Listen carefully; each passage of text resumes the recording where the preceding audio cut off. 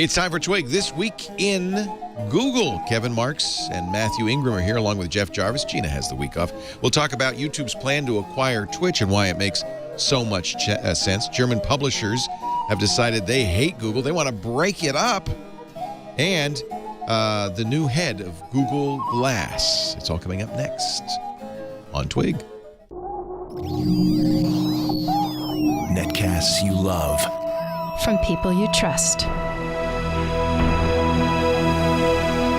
This is Twig. Bandwidth for This Week in Google is provided by Cachefly. CACHEFLY.com.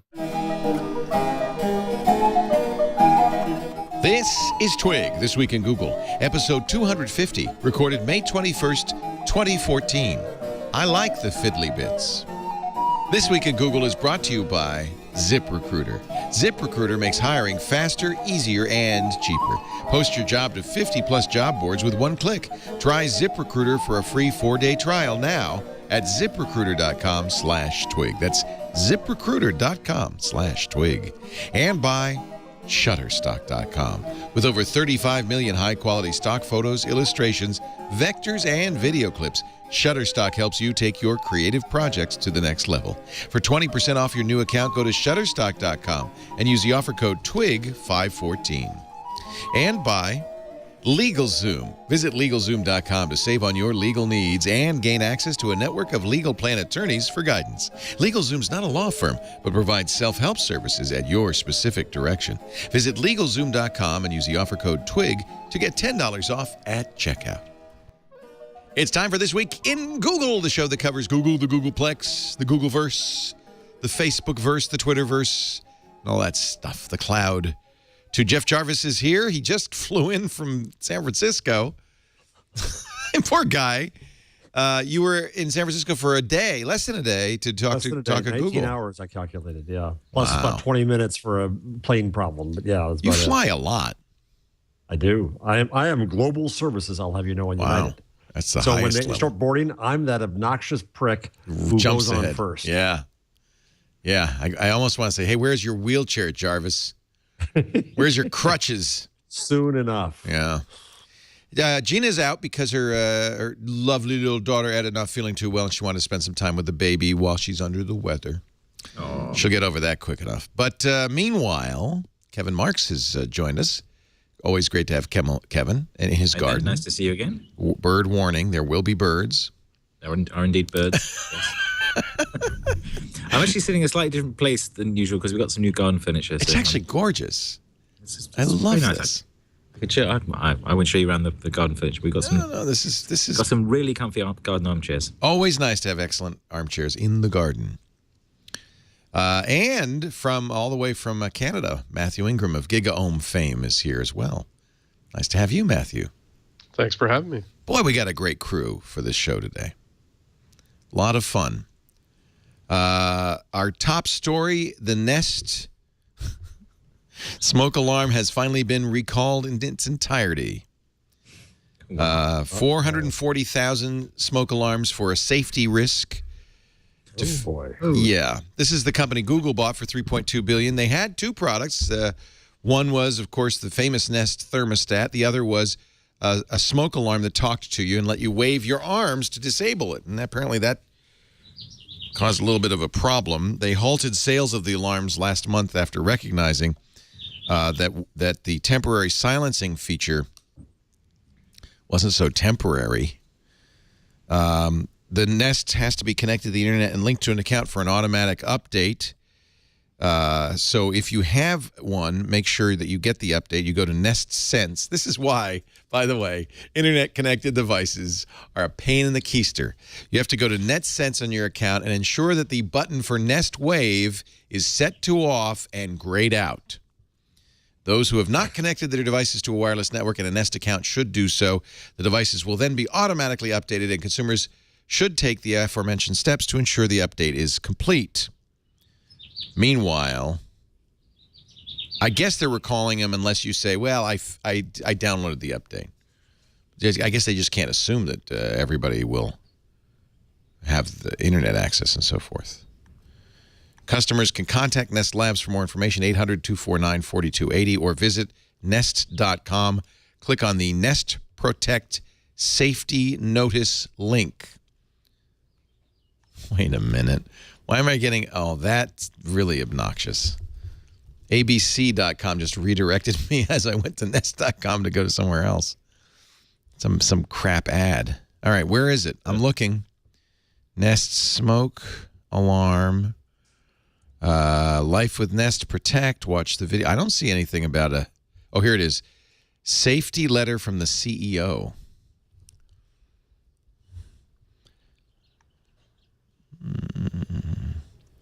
So it says...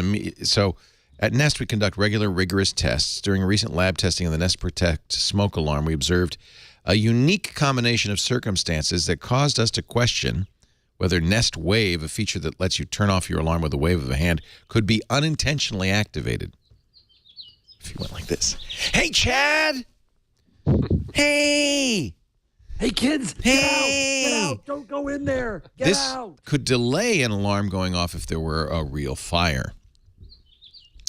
We don't know of any customers who have experienced this, but the fact that it could even potentially happen is important. I think this is good. They're telling you what to do. You know, you can get it fixed. Now, here's the question. Can you buy a Nest Protect anymore? They stopped all sales. Oh. Because it was the Consumer Product Association or whatever that recalled it, right? Oh, it's a CPC recall, not... Yeah. Oh. So, yeah, Nest Protect is off the market until they figure this thing out. I got to say, the whole waving thing, when I heard about it, I thought, well, how does it know that you're waving at it? Maybe you're just running around because the house is on fire. Yeah. What if you're just waving or there's a fly or something? And Not waving, but drowning. Well, so you'd wave and the alarm would say, oh, he doesn't want me to go off. But how long does that last? An hour? An hour would be bad. A minute wouldn't be. So, I guess forever is what it sounds like. You didn't really want me to go off anymore, did you? Wave to disable.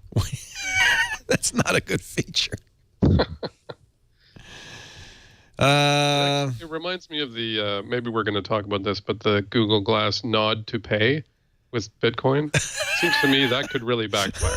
Do you have that, Jeff, on yours? Nod to pay with... No, I haven't done that. You accidentally sneeze and suddenly find you bought something. Right. Do you want to pay? Yeah. That seems a little too easy. Google Glass had nod to... But you have to... No, this is a feature that the Google themselves is offering. No, it's a new app that takes mobile payment to a whole new level. It's called Ease, maybe a little too easy.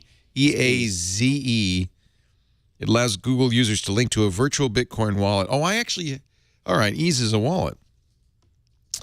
You activate the Ease app with a voice command. Use Google Glass to scan the QR code provided by the store associated with the product. Once it is scanned, a head nod completes the mobile payment transaction. Well, there's a few steps before you have to. That's true. Yeah. But is it really that hard to pay? That we... I need it to be harder. Yeah, not easier. I don't need Amazon and Google to make it easier. Harder, not easier. Yeah. Or Glass. So he's looking at the QR code. He's got to scan a QR code with his eyes. Can't you do that? Those special purchases. And Ease makes accepting payments just as easy. You don't look dorky enough with your glass on, so we're going to make you look sillier. But he still has a girlfriend. Using cutting-edge technologies that are available to Scarf us now. helps. Oh, no, I'll nod. Don't worry. Using bitcoins and glass to enable payments hands-free. This is a joke, isn't it? It has to be. It's like, here's a QR code as big as your plate.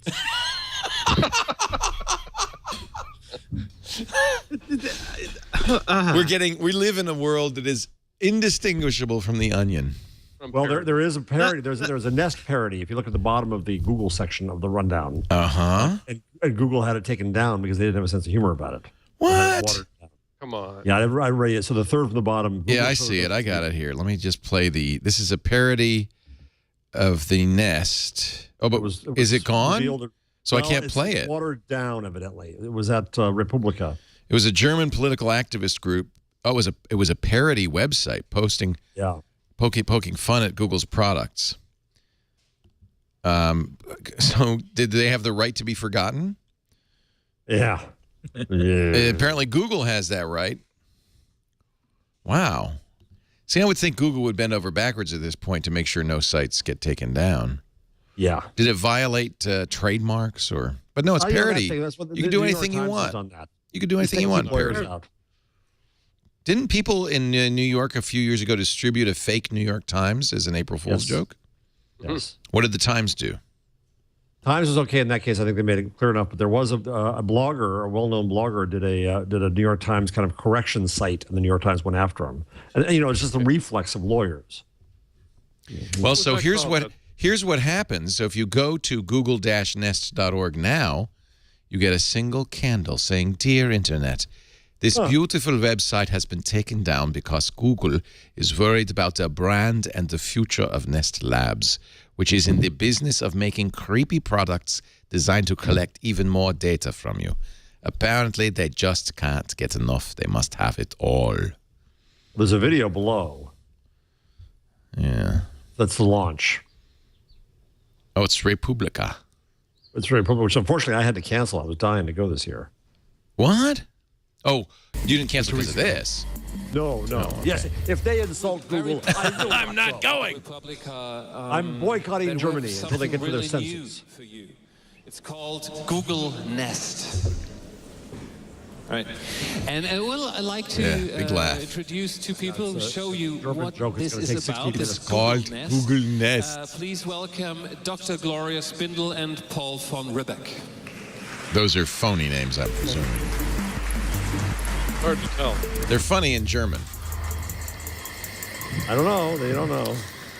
Wow. How nice to be here. Republica for the first time. I'm Gloria Spindle. Not her real name. I'm Paul von Ribbeck. Hello. It's really amazing to be here. So I can see Google would be upset about this because they're kind of billing themselves as from Google. The energy and the collective brain power here. I was just saying to Paul yesterday, we should be recruiting. Yeah, really. So as Max kind of hinted at in the introduction, we at Google have actually been thinking. Yeah, so you can't say we at Google, even if it's. We see on your program. That's kind of impersonating. Topics like surveillance, privacy, data, Snowden. These are issues that are close to our heart as well. It's also not funny, which is probably the greatest sin of all. Google is doing all right, according to the yearly brand ratings. Adweek says Google is the world's most valuable brand, topping Apple for the first time. This is the Brand Z Top 100 Most Valuable Global Brands. Apple now number 2 after Google. These lists make no sense. But having said that, this makes sense. Google's in everybody's lives more than Apple's in everybody's lives. Yeah. I mean, they rate it on a variety of categories, right? Yes. I'm sure they'll explain that here. Yeah, last year we talked about this, and I looked it up how they do it, and I forget. 40% rise in brand value drove Google to the number 1 position. 40%? Sounds so scientific. Yeah. The brand has appreciated 42%. Well, it's appreciated 324% since the inception of the Brand Z Top 100 Most Valuable Global Brands list. The only brand that really benefits from this is Brand Z, because we're branding it. Yeah, Brand Z, Brands. Amazon in the top 10 for the first time. Facebook, second fastest rising brand, increasing 68% in brand value. I'm sorry. I have to stop now. Moving on. Jeez. SEC filing. Google says they're planning international acquisitions worth up to $30 billion. They have all this cash overseas. They can't repatriate to the U.S. or else they'll pay taxes on it. So they got to do something with it. Right. Mm-hmm. Google generated about half its revenue in non-U.S. markets in 2012. That money then can't be repatriated to Google U.S. without paying U.S. tax. I think that's about half their cash hoard. They have, I think I saw 68 billion plus another 2 billion in long term. I think that's the number. Waze was an Israeli company, so that was a good one. Yep. DeepMind, they got them. They're in London, $400 million. Spider.io, London. RangeSpan, also in the UK. Google told the SEC that it had recently pursued but discontinued a potential buyout of a foreign company with a valuation in the range of $4 to $5 billion. Yeah, what do you think it could have been? Spotify? Could be. Oh. Who could that be? Not Beats. Who could that be? Twitch was, do we know, there's still that rumor that YouTube's going to buy Twitch, although I haven't seen any further confirmation. That's not a $5 billion. That's not $4 billion. Can't be $4 billion. I mean, we're talking, that's a lot of money. That's more than they paid for YouTube itself. Kevin Marks, you're international. Actually, you're both international. Canada's not really that doesn't international, count. though. Well, but it would count in this, wouldn't it? If it were a Canadian company, it would count. What is? Let me Google. What is Spotify worth? We don't have anything worth $4 billion. Not RIM for sure. Spotify's value tops $4 billion. Oh, what good a call. coincidence. And yeah, that was last year. So there you go. That's based on investors and so forth. In November, Technology Crossover Ventures led a $250 million investment round into Spotify that valued them at $4 billion, up from $3 billion the year before. What? But would Google want Spotify?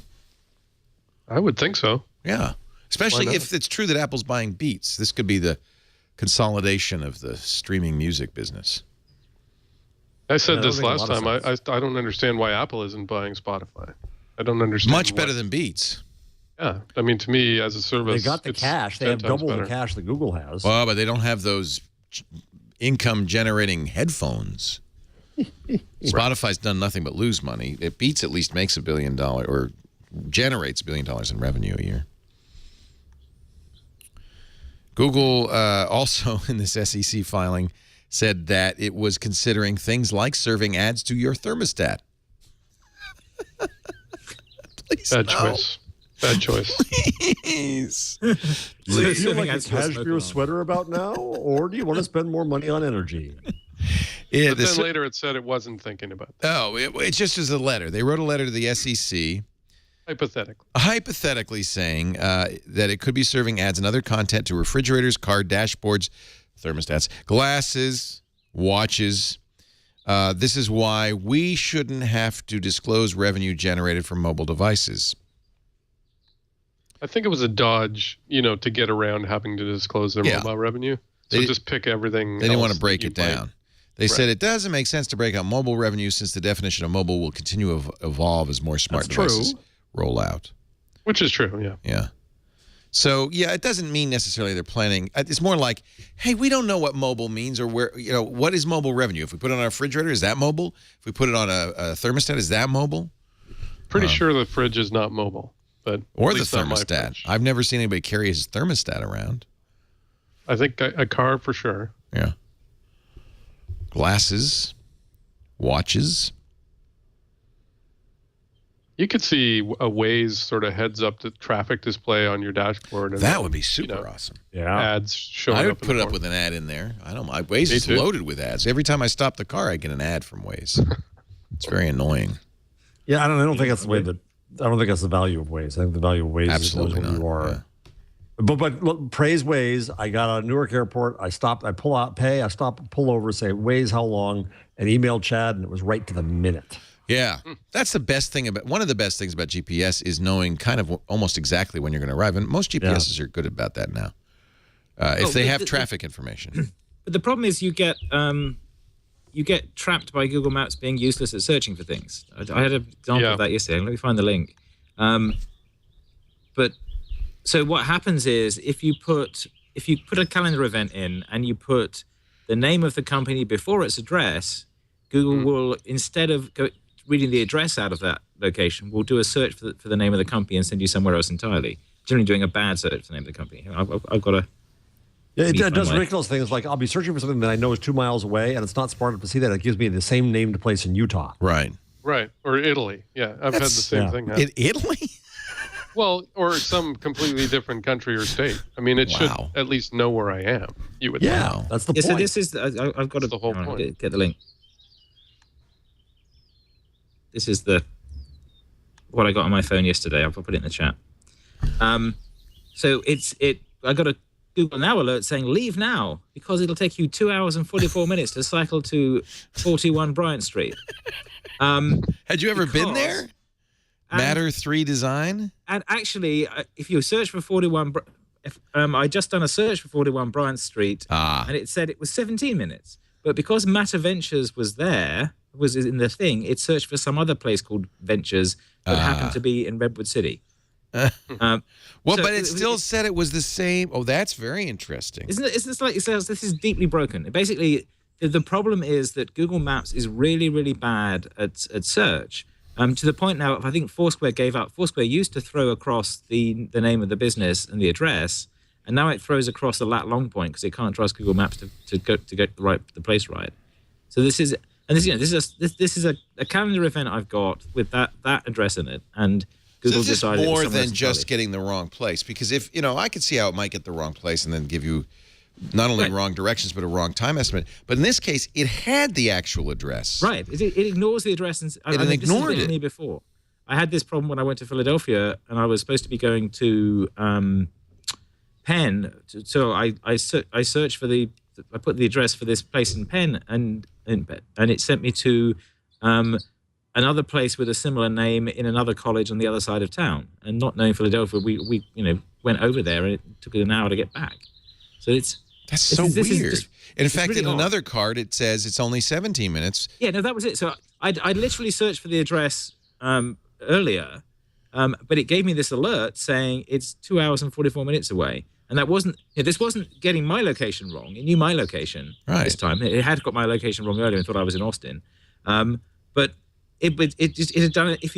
I think when I clicked through, that's just a bug. That's a bug. Search for something else entirely. Yeah, but it's an egregious bug. It misdirects you. I've had this happen quite a lot before because a lot of, you get an event that says the Maui room at Hotel X or whatever, and it finds you a restaurant called Maui that's like nowhere near it. That I can understand, but what's happened here is more of a bug because it knows where you're going, but it has somehow gotten directions for somewhere else, even though it has the exact address from your calendar. Let me click on the thing again and see what address I get. Hold on. I mean, that's a more of a bug. I can understand how when you're doing a search for a name of a place, it finds one. It should look for the one closest to you, but that's another assumption that may not be true. You may actually be planning to go to the other Maui room. Just because it's closer doesn't mean that's the one you're going to. But this is just weirder because it has the address, it has a card that's accurate, and at the same time it tells you to leave 2 hours and 44 minutes. No, because it's not actually going to the address. Right, it's going somewhere else, but it's not matching the leave now to the address. So this is that's a bug in Google Now, I think. That's just a bug. No, it's not a bug in Google. It's bugging Google Maps. Maps. So if I copy that address and search in Maps. Well, I'm sure that even as we speak, Matt Cutts is cutting his run short to file a bug report. It is weird that if you search, so you searched for 421 Bryant. So no, I searched for Matter Ventures 421 Bryant. I just did it, and it found me Peninsula Ventures in Redwood City instead. There's a bug. It's a database bug. So it's not a database bug. We're ignoring the address and we're searching on the text, and then it searches for. But it didn't even match the text. It has one word matching, the other one doesn't. And then it's decided everything else was, Huh. So that happens to you a lot? Everything else, yeah, this happens to me a lot. It generally happens when I create a calendar event, and then the calendar event has a more detailed thing than just a street address. So Yeah, if I've you've found got the like same Suite thing. 300 or things like that in the address, There's more to match. Yeah. It's basically their address parser is useless. Huh. It prefers the text to the address parser. You get this. You can have the same effect by pasting an address into Google Maps search. So Got it. look out for that one. So Got always double check. Maybe they should be using urban engines. Eric Schmidt and Google Ventures just backed a startup called Urban Engines that wants to solve urban congestion using data intelligence. Probably all they saw was, oh, data intelligence. We need that. Oh. Isn't that Waze? What? Huh? Data. Yeah, Waze should do that. Well, I think this is public transit. Ah.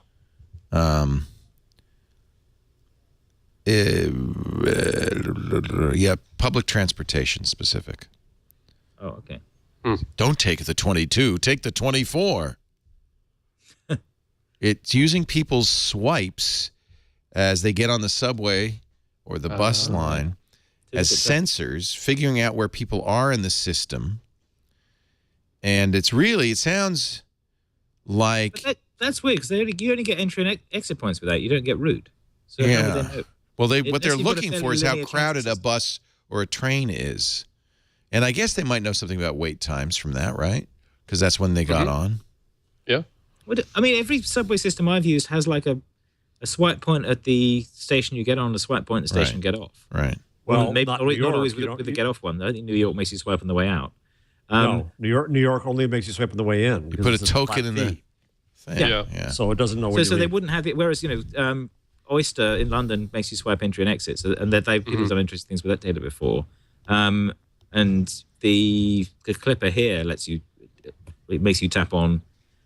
You don't have to tap off at exit, but if you don't, it assumes you went to the end of the line, which is okay if you're going north, but if you're going south, it thinks you've gone to Gilroy rather than San Jose, even though that's not possible. So it ends up charging an extra $4 if you forget. It's getting worse in Germany now. Oh, it's getting a lot worse. Now, the latest insult, German officials say we must seriously consider breaking Google up. Yeah.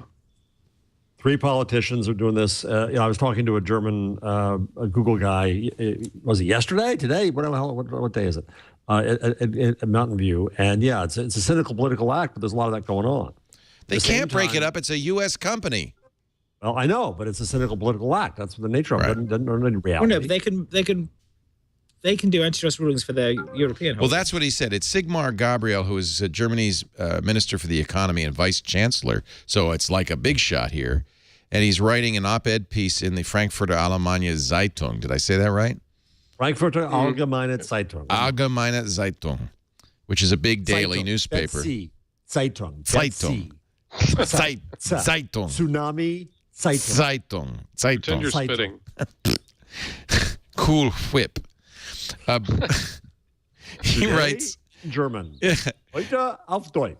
He writes, a breakup of the kind that has been carried out for electricity and gas grids must be seriously considered here, but only as a last resort. I imagine him wagging his finger. That's why we're focusing on antitrust style regulation of internet platforms. I think breaking up Google, especially when they're not even, they're a U.S. company, seems going a little far.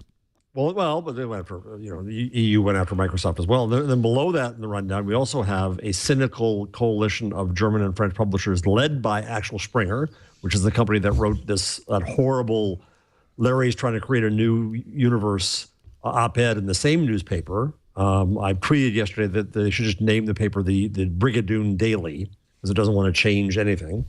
So they're trying to get the EU to reject the settlement that they've made with Google about antitrust. The EU officials told them to go blow. This is the Open Internet Project Manifesto. Sounds great. The Paris Declaration. European consumers and digital entrepreneurs demand ban of Google's manipulative favoring of its own services and content. It is a matter of worldwide importance. The search engine monopolist, Google. Wow, over 90% market share. If a business cannot be found online, it cannot compete. The root of the problem is Google. I actually have said this for a while, that Google shouldn't be in the content business. Well, they're not. And really. who was it? Was it Vimeo or no? Daily Motion was complaining. Dailymotion, the European YouTube, that when you search for video, they never show up. YouTube always shows up, a Google company. Is that not the case? What is Google's response to that? If I go to Vimeo and I search for a video, does YouTube show up? But you're on Vimeo. Well, that's the point. Springer, Google's supposed to be a search engine. If I go to actual Springer, that's not true anyway. If you search for their competitor, do I find their competitor? No. Well, and whenever I search a stock listing, I get Yahoo first and Google second. Yeah, as it should be. That's the problem, is Google a search engine company or a content company? Can it be both? It's a company. and it can be. Well, then we should stop using it as a search tool because they're not agnostic search results. But so you say they are not agnostic? No, I did a search for net neutrality set to video, and I get some YouTube results. I get Yahoo result top. I get New York Times. I get Colbert Report. Recode. By the way, YouTube is just a hell of a lot bigger than Vimeo. So if you're trying to search what people are watching, they ain't watching Vimeo, folks. Sorry to say it to you. Well, let's. They do index Vimeo. I mean, yeah. I think it's Dailymotion, not Vimeo, that was complaining. Dailymotion is very big. I mean, they're bigger than Vimeo. Nothing's as big as YouTube. No. I don't know. It's always bothered me a little bit. You've got all these things going on in Germany. You have the let's break them up. You have the let's reject their antitrust. You have the effort to forbid them to share data across their services, we talked about last week. And then at the EU level, of course, you have the right to be forgotten stuff on top of the Street View stuff and all those other things that have been going on. It's gotten absurd over there. And I was arguing to their policy guys that they should be fighting more. The policy, all these policy guys at these companies guys, oh no, we'll pull back a little bit. And I understand why they say that, and they're trying to find some peace. I understand why they say that, but at some point they've got to start fighting, I think. Well, I love Google anyway.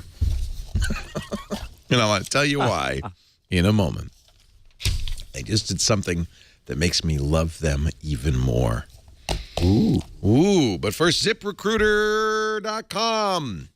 If you are you hiring, if you're a company or an HR representative or just a small business that needs great team members, what do you do to find the best candidates? There are, how many dozens of job boards out there? Who knows which one's going to produce the best talent?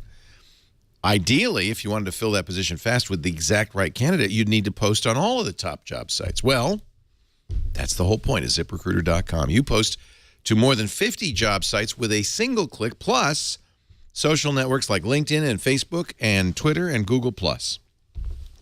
ZipRecruiter also makes it look better because they will add your company logo and colors to your posting to make your job pages, an extension of your business. You can add unlimited users to your account, create an instant job page on your website, include a company careers page to use as a careers link. You post once and watch the qualified candidates roll into ZipRecruiter's easy-to-use interface. They will actually automatically highlight the best candidates. That is so sweet. You screen them, rate them, and hire the right person fast. We used it, and we were really thrilled with the results. We got a free trial for you for 4 days if you visit ZipRecruiter.com/twig. ZipRecruiter.com/twig. If you're doing the hiring, you need ZipRecruiter. ZipRecruiter.com/twig. Since Gina's not here, we're not going to do the exact change log, but I think we'll talk about a few new things in Google. And the one that I'm really most excited about is this new Google, I guess it's a Google Plus feature, the new Stories. Yes, that is Google Plus. It's really cool. See, it's hard not to love Google when they just give you stuff like this out of the blue. That's their plan. That's their evil plan. Their evil plan to give you stuff that's cool. Hey, if this is evil, I want more of it. So what they do, if you've been posting, as I have been for some time, pictures on Google+, they will turn them. Here's how you get to it. You go to the Photos section on your Google+ menu, and then in the drop-down under More, there's this new one called Stories, along with Albums, Auto Awesome, and so forth. Stories are auto-generated stories of trips, of things you did. This is our cruise that we did in October. Because by the way, I have stories going back to 2007, 7 years. I mean, it's amazing. So this is now I renamed it Adriatic Cruise This is a 19-day story. This was all auto-generated. You can go in and you can caption photos. You can edit the photos using Google's edit tools and so forth. But these are all pictures that were posted on Google+. You can, you have some control. It knows where you are. This is using that same broken system that you were just talking about, Kevin Marks. But it does at least attempt to know where you are. And we were debating exactly how. You said the Journal would do, like, here's St. Mark's Square. They would do some photo recognition, say, oh, that's St. Mark's Square. Except the result I'm getting is the hotel we stayed in. So that could be, I guess, from a check-in. It could be from location information from my phone. It could be embedded in the picture, but of course, the name of the hotel isn't embedded, just the GPS locations. So these are the nearby other things, and then you can drop it down and choose another one.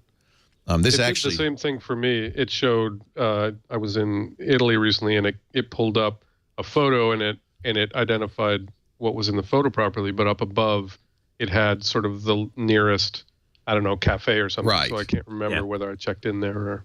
Yeah. So it's not exactly it's kind of clear. good when you're at someone else's house and it picks some nearby business instead. I've got some photos of my son's prom photos that I took last year, and it made a nice little thing for those, but the location was like, that's not actually where you can fix it. I mean, you can fix it. They've got editing capability. I have to say, I'm really fond of the. You could choose what moments are in the story. You can. This is a very nice piece of work. This is basically auto. What I'm showing you now is completely auto-generated with the city. In fact, I couldn't remember some of the locations my pictures were from, so it was actually a blessing because it told me where I was when we took these pictures. It shows the travel. Yeah, it does nice traveling animations. Isn't that nice? Yeah. Now it doesn't apparently understand that I did that over water. So really, we were in a boat and we sailed around. It just does kind of a generalized Indiana Jones style. Yeah, but still, that's cool. Yeah. I mean, this was free. It is I wish amazing. it would give you the option to plot all those locations on a map. I wanted to do that just to remember some of the places I'd been to. Yeah. Well, you can get that out of the location history thing. And I was definitely not at the budget rent-a-car. I was at the beach. So let me. Can you plot it though? Like I'm not sure do it quite as pretty as the that. Google location stuff used to do that. What was the name of that service? Used to do that. Location history. Yeah, it would plot your movements around. Okay. But I don't. Because someone said if you uploaded them to, I don't know, Panoramio or something, it would do it, but it didn't work. I have the dullest one imaginable. I was at a conference at the Gates Foundation, and I was just me taking pictures of people's slides.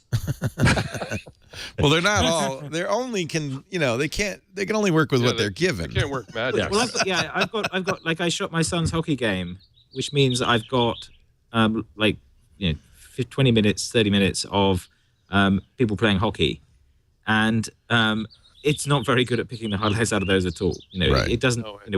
Clearly, it should look for when everyone's cheering or something and find the goals, but it doesn't. It just shows you random bits of people going past. What's interesting about this to me is that Bill Gross talks about the problem. One of the businesses he talks about launching is the one to solve the problem of too many photos. Mm-hmm. And us going, just as Google treats Gmail, and we're not going to get to empty inbox, we're not going to get to organized picture albums like my wife has loyally done over the years with the family, right? So how are they going to take signals and get nearer to that of organizing too many photos? And that's what this is really about. So one of the albums I said, oh yeah, I forgot about this photo. I forgot about that photo. Yeah. And it surfaced them in a way that gave them more value. And I think they're far closer to doing that than just about anybody. You might think iPhoto, Apple should be able to do that. As far as I can tell, they're not even trying. All the Apple photo doesn't enhancements know me the way Google knows me. Right. That's the key. And all the photo enhancements they've added, like the one where it creates an auto panorama, like it created a bunch of panoramas from my trip that I didn't even realize. I know. I didn't even realize I had taken all those pictures in a row. I know. And I think they're holding back because they could do face recognition. They definitely could. They could do more, and I bet they will over time. And I hope they do, because I would like to be able to see all of the photos of my daughter over the last 15 years. Well, I can't go through and tag every single photo of her. Like, that would take years. Yeah. So I just don't do it. But if someone could do it for me, that would be a huge, huge favor. Yeah. I think just but the Germans are all going to say that's creepy. It knows your daughter. Right. It knows how she grows. Right. Well, the what's it called? Picasso used to do that. The Picasso client, you do the facial recognition with it, and then you tell it who people are. Right. And then it had a bunch of things that it would do like time lapses or merges of different images of that person, and things like that. So basically, it would do you like a slideshow where it aligned the face and made the background move behind them. So there was some quite neat stuff that was built into that app. I haven't actually used that for a bit, but that was quite impressive. And I know Facebook has tried to do some too. When I upload photos, it tries to do face recognition. But I need to give someone 30 gigs of photos and say, just auto recognize everything in here, please. Well, that's what's the fun thing about this is I've been apparently uploading photos because this does include Picasso since 2007. So there are a ton of albums here. I can only imagine what the total aggregate CPU and server usage is for doing stuff like this. Is this because Google, like H&R Block, has extra computing time, and they said, well, what else could we use those servers for? Yeah, some Slack. I imagine they do. I wonder how they allocate that. That's really interesting.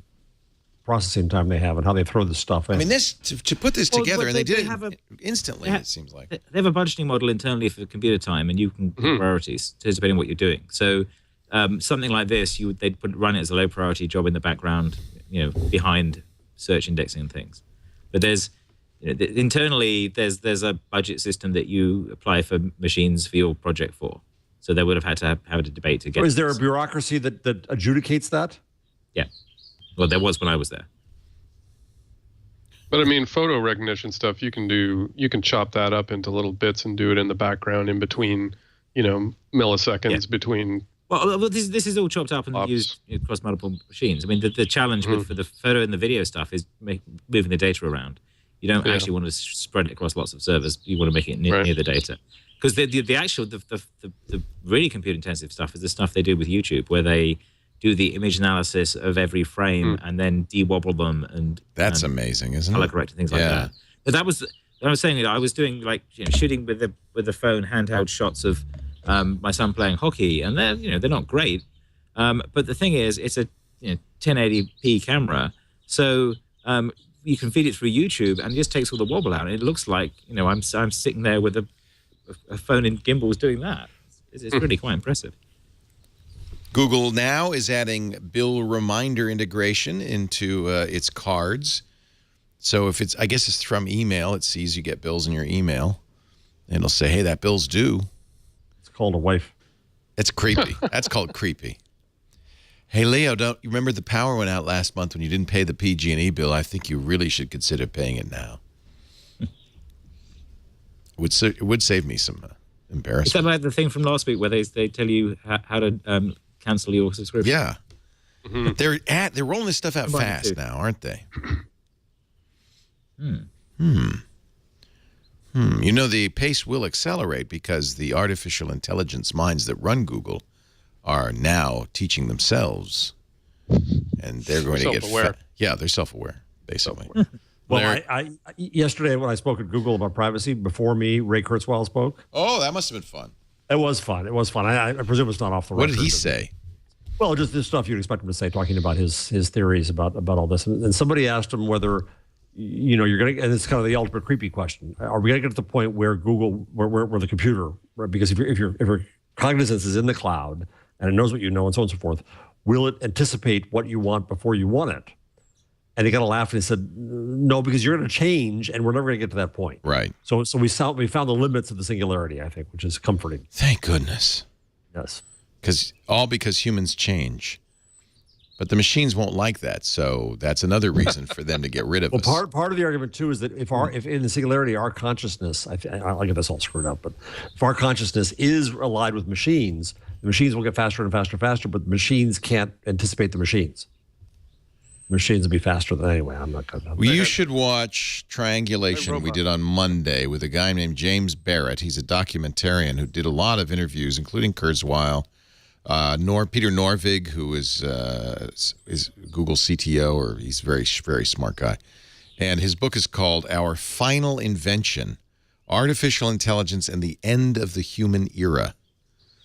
And basically, he said that, you know, as soon as these machines start designing themselves, it's over for humans. So we got to start planning for this now. And a lot of Google people quoted in here because apparently Google is kind of aware of this. Kurzweil, I asked Kurzweil about this years ago, and he said, "Oh, don't worry. Machines are going to be smarter than us, but they're going to think of us as their parents, so they aren't going to wipe us out. They're just going to tolerate us." Yeah, sure, that'll happen. Yeah, no one ever got on badly with their parents. How could that ever be a problem? You know, Barrett is not an AI researcher, but he talked to an awful lot of them. I told him, you know, my experience interviewing people like Jeff Hawkins and Ray Kurzweil, they're all pretty, you know, sanguine about the idea that, you know, yeah, their machines are going to be smarter than us, but it's no big deal. He said, well, you're talking to the wrong guys, because about 80% of the AI researchers I talked to said, this is a crisis that's going to hit us in this century, because there's no reason for these intelligent machines to let us live. Why? What about the 3 laws? I asked him about that. He says that was a fictional device. And by the way, remember all the stories Asimov's 3 laws are included in ended badly. True. We forget that part. I think iRobot was the best. The computers had to enslave us to save us because we were killing ourselves. Right. They obeyed the law. They were doing us a favor. Right. It was a very interesting interview. That's all I can say. And you should watch it, Triangulation, this week. And I don't know what to say. I mean, you know, basically he said you can't stop it. So what we should do is, you know, spend some energy now thinking about it. There's even a debate among researchers whether we should go full speed ahead towards this singularity. He says the people who believe that think, you know, what we should do is make these machines smart now before we're too smart and we'll give them too many weapons, too many tools. If these machines achieve super intelligence now, they won't have things like nanotech. But if you wait 20 years, they'll have nanotech, they have all this stuff, and they just go flick us away.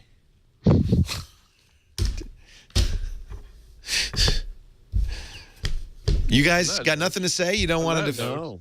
I'm kind of depressed now. It's very depressing. But he says, but I think he's wrong. It's not too late. I think he's wrong. Meanwhile, Google's added bill reminders into our Google Now cards. Which is handy. We are the frogs in the boiling pot of water. Well, but you were right. You made a good point about Google. It keeps offering you these free things that are super useful and really appealing. And so you're like, yeah, this is great. I'm going to do this. Complain about that? And it gets you across the sort of creepy line. Right. Like Google Now is perfect. It's not the creepy line. So Google Now follows me and tracks my behavior. They're going to burn you in effigy when the machines take over. They're going to go, it was Jarvis's fault. But it gives you such cool things that you get sucked into it. Right. Yeah, it's the candy. Yeah. It's the Venus flytrap. So your wife gave you a nice dinner before you got married, and you fell in love with her. And there's got to be some reason for this. Well, yeah, but my wife doesn't have 800,000 servers at her disposal. No, she's got something better. She's got a wife's brain. And you know, Faust had a pretty good deal too, right? Who? Faust. Faust got a good deal. We have to translate that seemed like a Faust good deal. got a good deal. Sure. Until, you know. Sure, until the thermostat stopped working and the house burned down. Google turned down the thermostat. I'm afraid I can't do that, Dave. I'm sorry, Dave. You're merely a human, Dave. Have you seen it's not HP. What's the other company that makes thermostats? First Alert. Honeywell. Honeywell. So Honeywell's advertising like crazy. They're listening, they talking do the same thing. Thermostat now. Yeah. We can make our thermostat talk too. It's not that hard. I now have this flash of every appliance in my house is talking to me. Yeah, wanting my attention. The toast is done. I'm sorry, Jeff. Jeff. A little hot in here? You know it's not good for you when you set the thermostat higher than 67. You should put a sweater on, Jeff. Just put a sweater on, the Jeff. environment. Do you want to destroy the Earth? You don't want to hurt planet Earth. I still need it. We need selenium for our switches. Open the pod bay doors. No, Jeff. Anything else in the changelog? There was a lot of stuff, but it wasn't like I didn't go crazy over it. Google Play is accepting under PayPal. Android, Leo. Yeah. This is changelog like 9 wowsy new features for Google Plus and Android. Is that a word? Wowsy? I did. It's not wowsy. It's my fault. Is that a thing? We saw the Auto Awesome Stories. That was one. Auto Awesome Movies. Auto Awesome Movies. You can create animated GIFs. Wait a minute. Let's just show you an example. So here's an Auto Awesome movie. We'll take your movies, kind of like the HTC Zoe highlights feature, and turn them in. I don't think I have any of these yet. Yeah, so this is the one it makes really bad ones from. Really bad musical. Right. Yeah, these are not. I'm sorry, but this is unusually good. But Google made this one. Sure. Yeah. And for mine, it's like I've got hockey games and I've got Let me see percussion what concerts. So it makes these like cut-ups that mess up the music or mess up the order of flow in the game. You're like, what? So in order to see these, you've got to go to Photos, and then it would be under Auto Awesome, or would it be under Videos? I think you have to look at under Auto Awesome, and then it shows you the video ones as well. Yeah.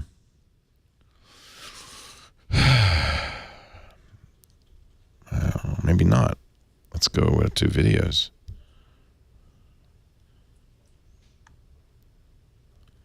Yeah, no, I don't.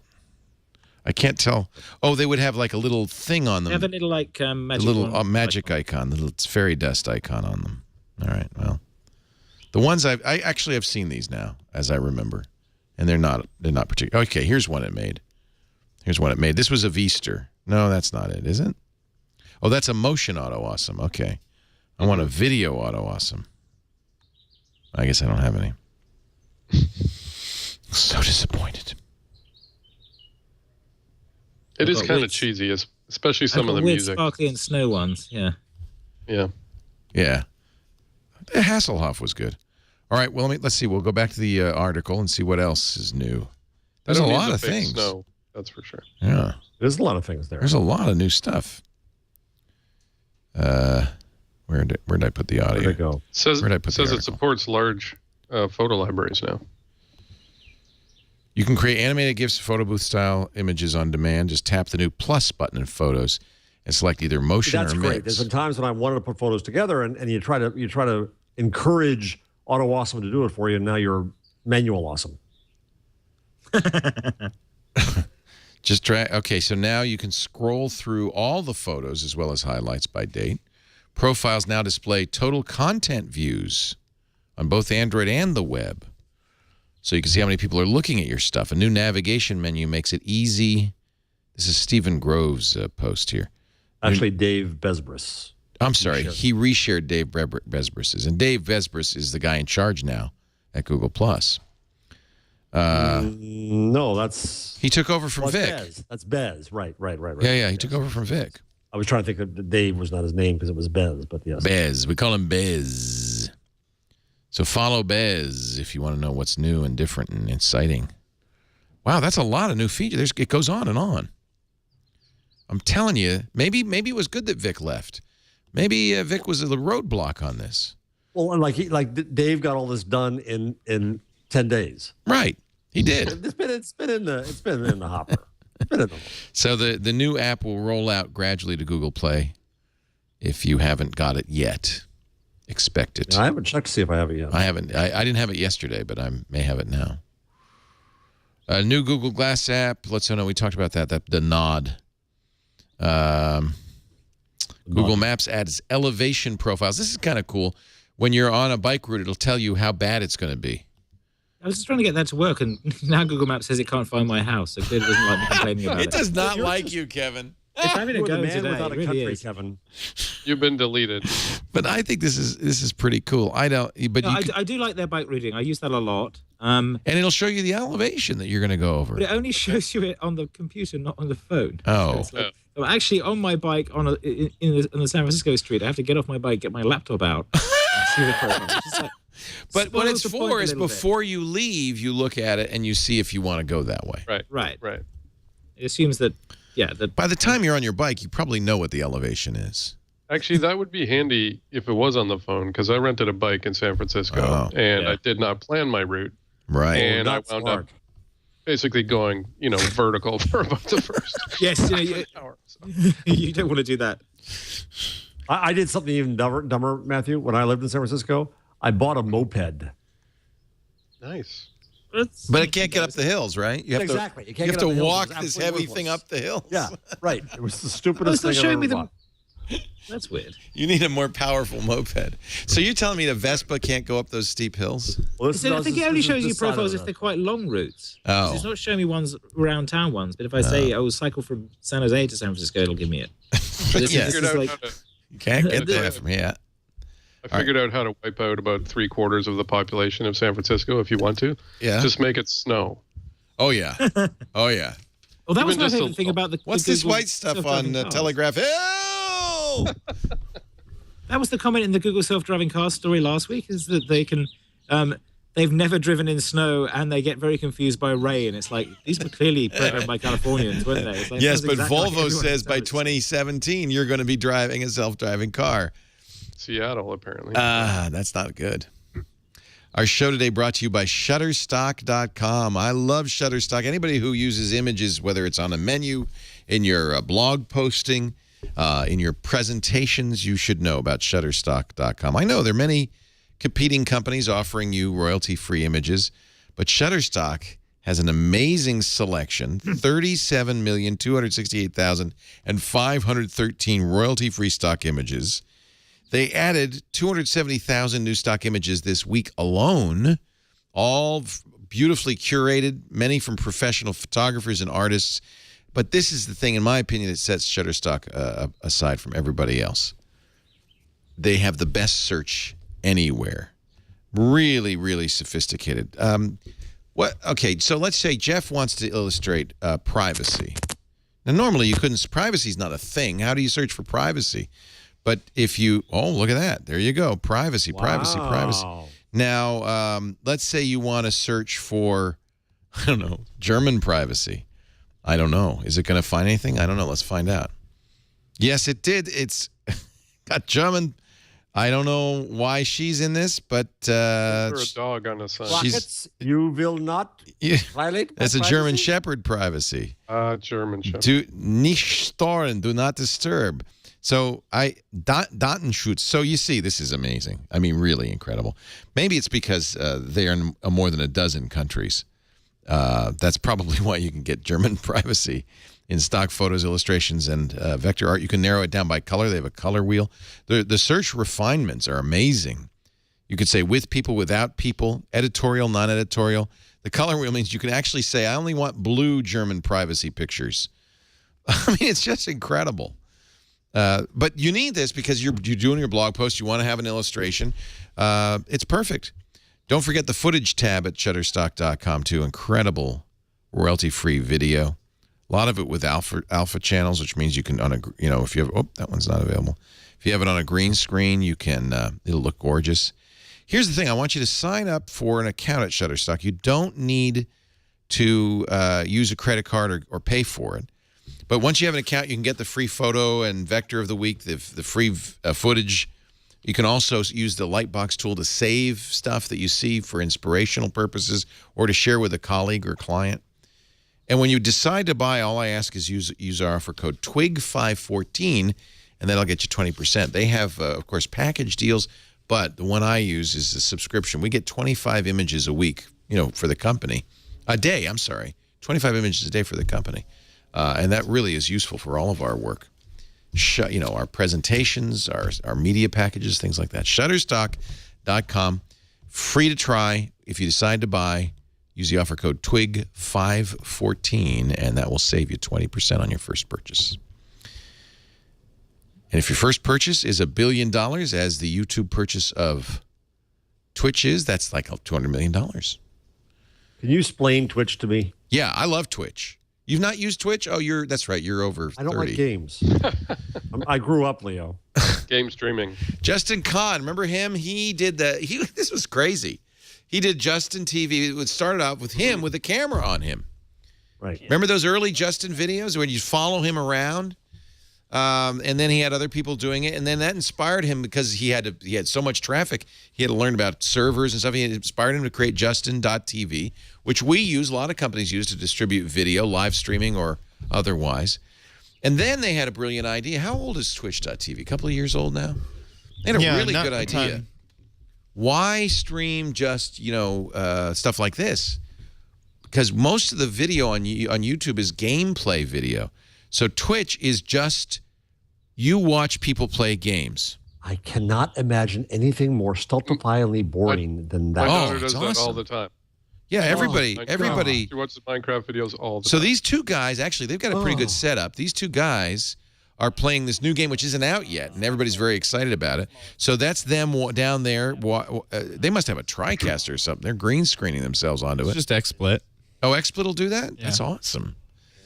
And then they're describing their play. Which channel is this? It was just on the front page. It's GameSpot doing it. Yeah, it's GameSpot. So these are pros. But there's lots of individuals. So you pick the game you want.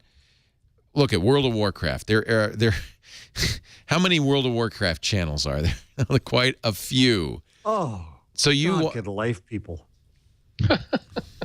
Oh, well, Jeff. It's no way of watching sport, is it? It's exactly like that. Well, that's I rest my case. Yeah, no, I didn't watch sport either. But some of these, this guy, most of these have a few dozen viewers. This guy's got 1,000 people watching him. He has a total of 11 million views. He's got 100,000 likes, and here comes an ad. So he's making money off of this. I know a lot of people who want to make their living playing video games, and for them, this is it. Yeah. The rumor, this was broken by Variety Sunday afternoon, and so far, apparently there are early stages in the negotiations, but the rumor is that Google's been negotiating to buy them for $1 billion, which is actually a good deal. In fact, good for Justin. I mean, I'm happy as can be for Justin. He's a real pioneer. But the real question is, why isn't Microsoft buying them? Microsoft already has a relationship with them. You can broadcast on Twitch direct from your Xbox One. And many of these games are Microsoft games. This would be a smart move for Microsoft. I have to think that there's a bidding war going on right now. Mm-hmm. Did you ever hear about Twitch plays Pokemon? Yeah, we talked a lot about that.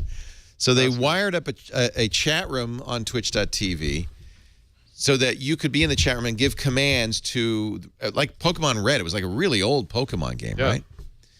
And so there's tens of thousands of people in this chat room pressing up. And originally the way it was random from the people who hitting a key. It would just randomly pick an action. So what you get is a pretty random gameplay. And then they added the democracy mode where people could vote and the highest vote getter. So it would switch in and out of democracy mode. Is that still going on, the Pokemon? No, I was just looking it up. I think it finished They played March. several games. It said peak simultaneous participation, 121,000 users. Over Jeff, 1 million people participated. If you think that what we were talking about is boring, this is really boring. And I met with Eric Martin, who's the general manager of Reddit, and so he talked about the Reddit. There's a Reddit side of that. There's a live Reddit, a Reddit live thread embedded in it, which is their new product. Here's the final Elite Four run and ending, including the final battle with the Elite Four. Ladies and gentlemen, the excitement was palpable. So on the right, Jeff, these are people saying, this is what we want to do. And as you can see, it's pretty anarchic. Oh, yeah. Right. It was a social experiment as much as anything. I think it was fascinating. It almost brought Twitch to its knees. This was 3 months ago. Like watching a live edit of Wikipedia. 100,000 editing page. So they're in anarchy mode right now. You'll see up at the top it says democracy, anarchy. And is that, Chad, is that bar showing how close to democracy? Right. So you can see the arrow. It's moving towards democracy, but they need to pass that second grayer bar in order to get into that mode. They're never going to win this game until they get to democracy mode because it's too chaotic. I believe they won it in anarchy. You're kidding. No. Really? Interesting. Fascinating. And sort of irritating at the same time. Well, the music is incredibly irritating. But the chat, you can't. This is only the chat with just the commands in it. The actual chat room. There's other chat as well. Right. There was basically the Twitch chat, right? Right. And they had named every single Pokemon. They had favorites. They had. It was a social experiment. Yeah. You nailed it, Matthew. So Red is over, but they continue to play other games. Oh yeah. So they're continuing with Pokemon Crystal. Yeah. It's incredible. I think this is one of the most interesting things, and the popularity of this is no surprise to me. I think this is very, very interesting. Lots of ways to monetize. They've got promoted games, as you can see. GameSpot, which is a game website, it has a promoted channel on the front page. Lots of ways to monetize this.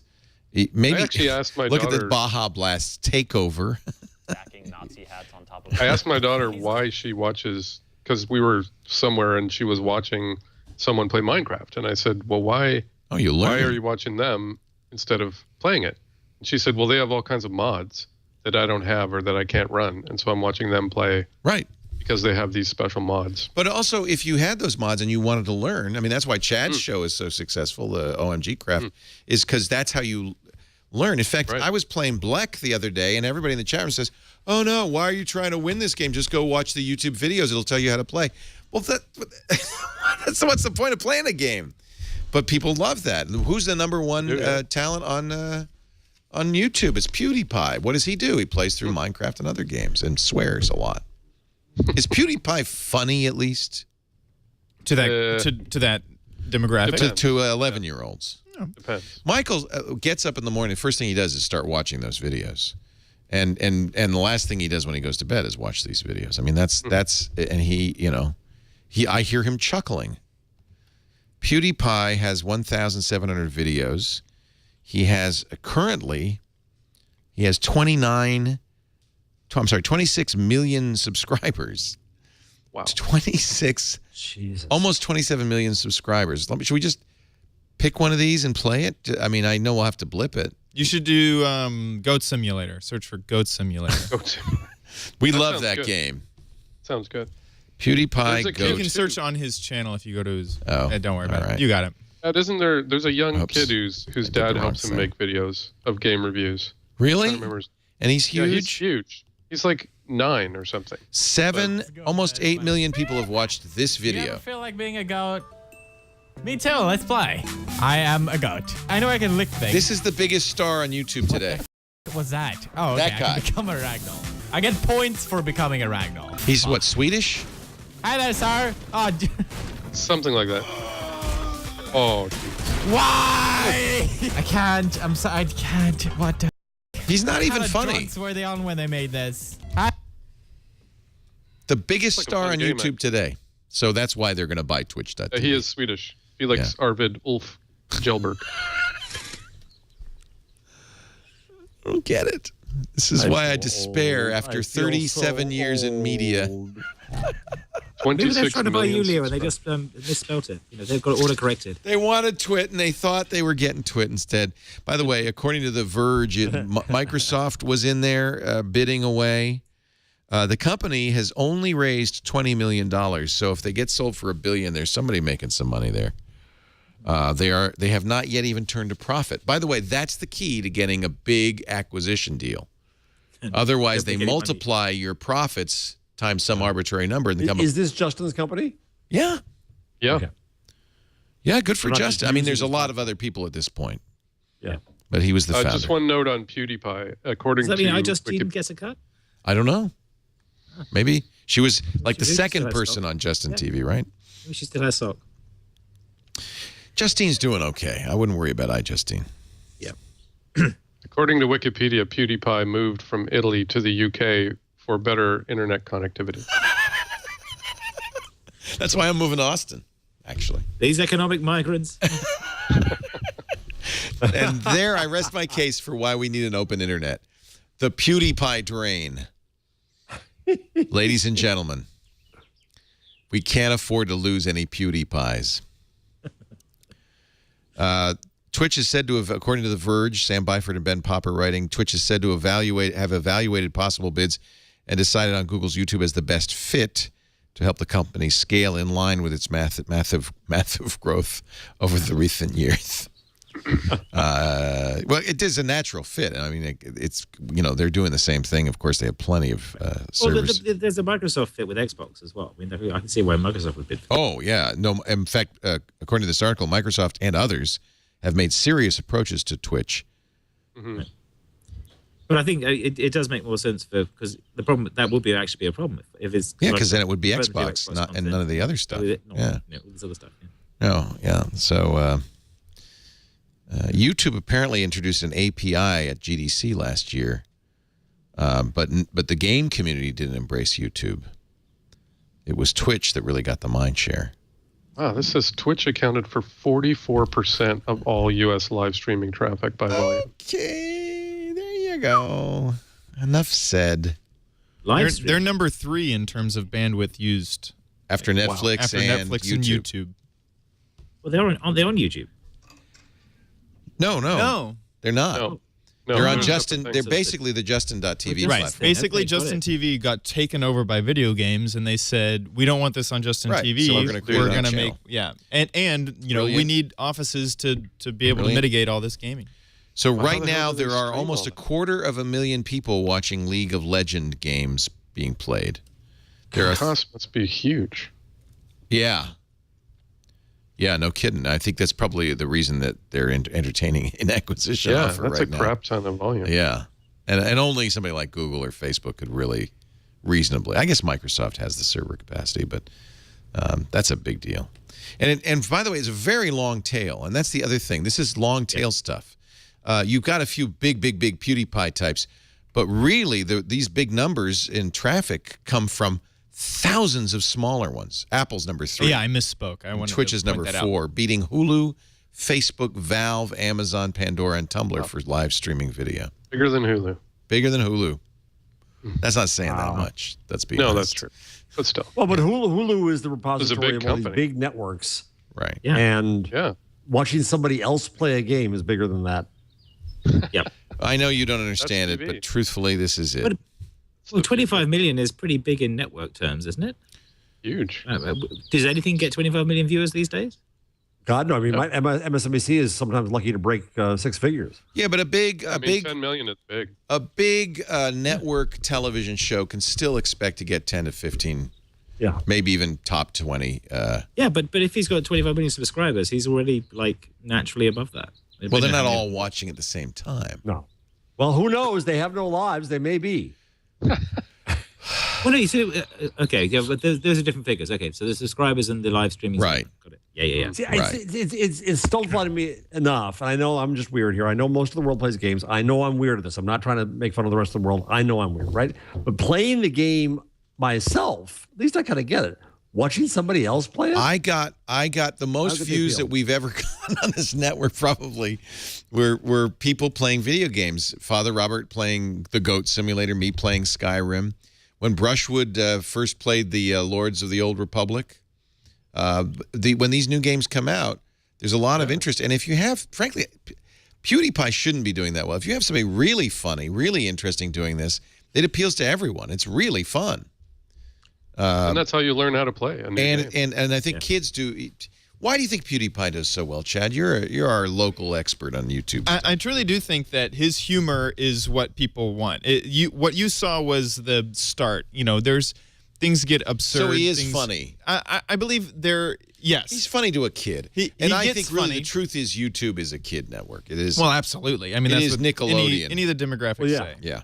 But also he and he's grown so much with the medium that he can now put resources that other people don't have. All that editing, almost no one else can do that quick style of editing for 6 hours of content because no one, I mean, so he does a lot of editing. It's not live streaming. Well, I mean, so you saw what he work did. well on Twitch. No, but I thought the point you were making was on YouTube the best content is video game content. The point. That's why YouTube's looking at it, saying, "Wow, we better get in this live streaming thing." Yeah, I was saying just the other day, I think YouTube is a place for video games because that's the only type of content that can make money. Right. Yeah.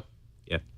But it's. I mean, it's also, it's the way things propagate. So Minecraft, a big chunk of how that propagates is people watching videos of people building other things in Minecraft and going off to build them. And there's that sort of weird loop that goes around like that.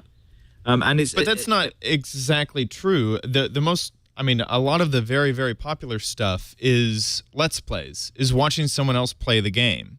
Yeah. And it's because they connect with that personality, that it's entertainment. It's another form of entertainment. Yeah. But it's not like Yahtzee Croshaw does those brilliant, very funny video game reviews that are 5 minutes long that are much more classic thing. Right. You know, I've watched those and enjoyed those. Those are more adult, believe it or not. But I suppose, yeah, it's like what we're doing here. Yeah. We're just talking into mics and we don't edit this down to a show. So, you see what I mean? This is not youth-oriented content. Here's John Oliver on his show Last Week Tonight talking about the right to be forgotten. Okay. Let's talk about something else. The internet. In Europe this week, there was some potentially significant news. It is said the internet never forgets. Until now, that is. In a huge ruling, the highest court in Europe ruled that Google and other search operators like it must delete search results if they are requested. They're calling it the right to be forgotten. What if 10 million people suddenly approach Google and say, by the way, you know that story about me running over a squirrel on my bicycle while drunk and naked? I want that removed. Okay. That is way too specific to be something that he just came up with off the top of his head. The case originated in Spain. A man there argued that when a Google search turned up an auction notice of his repossessed home from back in 1998, that somehow that being out there was a violation of his privacy rights. That Spanish man is Mario Costeja Gonzalez. This is his photo, which was on an article from the New York Times about his crusade to remove links mentioning his debts from 1998. In doing so, he is now world famous for being that Spanish guy with debts from 1998. The only thing I know about him is the only thing he didn't want me to know. There's the point. Well said. It took us a while to get there, but that was the point. It is a good point. The right to be forgotten. I played way too much of that, and I'm sure we're going to get a takedown now from HBO. That's the new John Oliver show on HBO. And I love John Oliver, so I give him a plug. Let's see. Google and Apple have, did we talk about this last week, have buried the hatchet? No, I don't think we did, actually. This is so many shows you can't remember where you're talking about. I've talked about it many times, but probably. I tell the story? It's a great story because Motorola and Apple were suing one another. They said, you know what, this isn't going well for anybody. Let's just drop the case. No licensing. In fact, we've agreed to work together in areas of patent reform. Well, that's the main thing, is they realize that their common enemy is not each other; it's the trolls. And they're only encouraging troll behavior. I'm hopeful that this means that Apple has recognized that even though they've won 2 cases now against Samsung, that the awards are diminishing. Samsung, in this case, actually won a little bit back from Apple. Well, and it's just bad PR, and it reveals stuff that Apple doesn't want revealed in discovery. All of this is just bad for Apple all around. But Apple's not, I mean, Samsung's not in the settlement. It's just Google and Apple, right? Yeah, but I'm hoping that this is the beginning of a kind of general détente. And, of course, the thing you want to see is if Rockstar goes away. That's the Apple-Microsoft consortium that is really the Nortel patents and is designed to go after. But the problem with this is that this settlement was used by certain commentators to say, well, this shows the patent system's working because they've settled it. It's like, no, they spent $200 million in legal fees trying to fight it first. And the depressing news today is that Senator Leahy has refused to bring the patent reform bill forward. He said, now, he's not refused. I mean, his point was he doesn't think he had the votes to do it.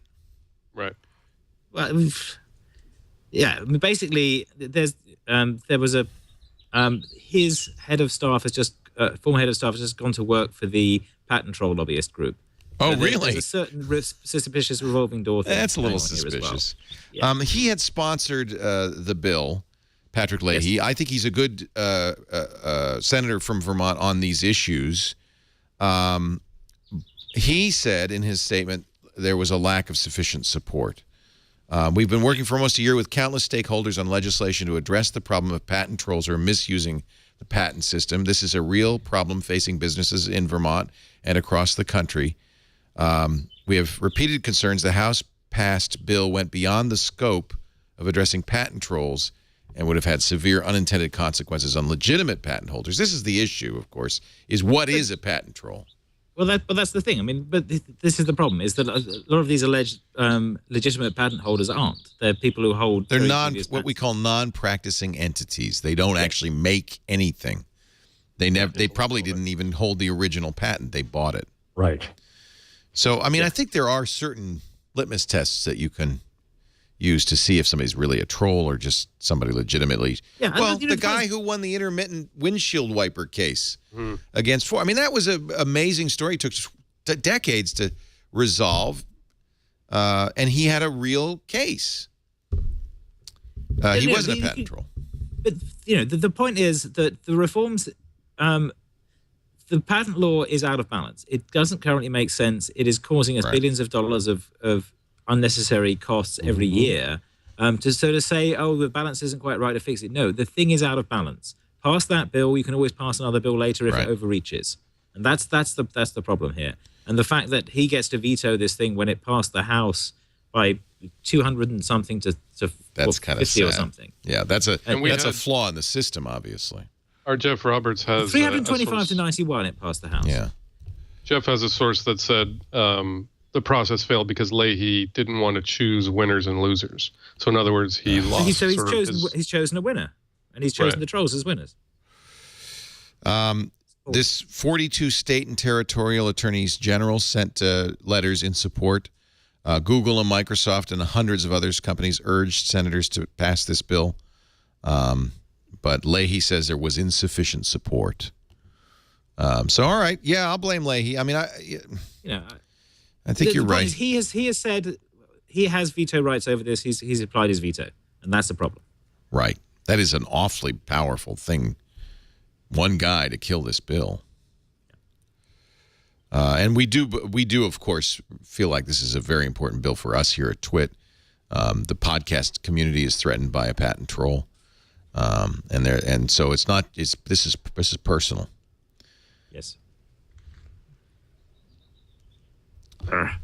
Oh well, and I guess that's it, right? I mean, there's. He says we'll talk about this next year. They're going to try and reintroduce it in the next session, but the point is we've now got to wait for that to go through. It's not the end of the fight, but it's still really annoying because it looked like we were getting really close. Yeah. And the thing is, there were several bills introduced, and they were consolidated to this one, and now they've been shut down en masse. So that's a lot of power. There's a lot of action going on this year. Yeah. And I've been following a lot of it. There's fixpatents.org is good. That's run by Ancient Advocacy, and that gives you ways to contact your senators about it. I would still recommend doing that. Go there and complain to your senators. To say what just happened. We were looking. We thought you were about to fix this. You've let us down. Fixpatents.org. Very disappointing. And now that you mention it, I'm not too happy with Patrick Leahy. Huge cost. Yeah. Huge cost to these. It cost to innovation, cost to everybody, not just the companies that are sued. Google Glass being handed out to medical students at UC Irvine. Several medical institutions have been testing Glass, but the School of Medicine at the University of California, Irvine, is issuing Glass to its students, fully incorporating Glass into its 4-year curriculum. First and second-year students will use the device in anatomy and clinical skills. Third and fourth-year students will wear Glass during their hospital rotations. Get ready for a doctor to come into your room wearing Glass. I think it's a great idea. Creepy. Well, he's wearing a stethoscope. What the hell, That's interesting. That might be a very they don't say exactly what software they're going to use or how they're going to use it. I hope it's more than just taking selfies. But is there specialized medical software? There must be. I'm sure there will be. There will be. If there isn't. Glass that's what they're trying to get. Did lose its lead electrical engineer. Adrian Wong took a job with Oculus Rift. Wow. Oh. He was a lead electrical engineer on glass. He'd been there since December 2010. He came from Sandia National Labs. He's now. I know I don't want my doctor to wear Oculus Rift. Where are you? I know you're here somewhere. Wow. Well, he holds 10, by the way. Matthew, actually, they do. Because when you do the what's it called, surgery, the arthroscopic surgery, arthroscopic. That's how true. robotic Yeah, arthroscopic, and that's why basically he may have been better off in Oculus Rift, actually. This guy Wong was listed on Angel List his time at Sandia as being a former spy gadget maker for the U.S. government. He has 10 patents, including wearable computer with nearby object response, wearable computer with superimposed controls and instructions for external device, method to autofocus on near-eye display, and unlocking a screen using eye tracking information. This guy's kind of a wizard. Wow.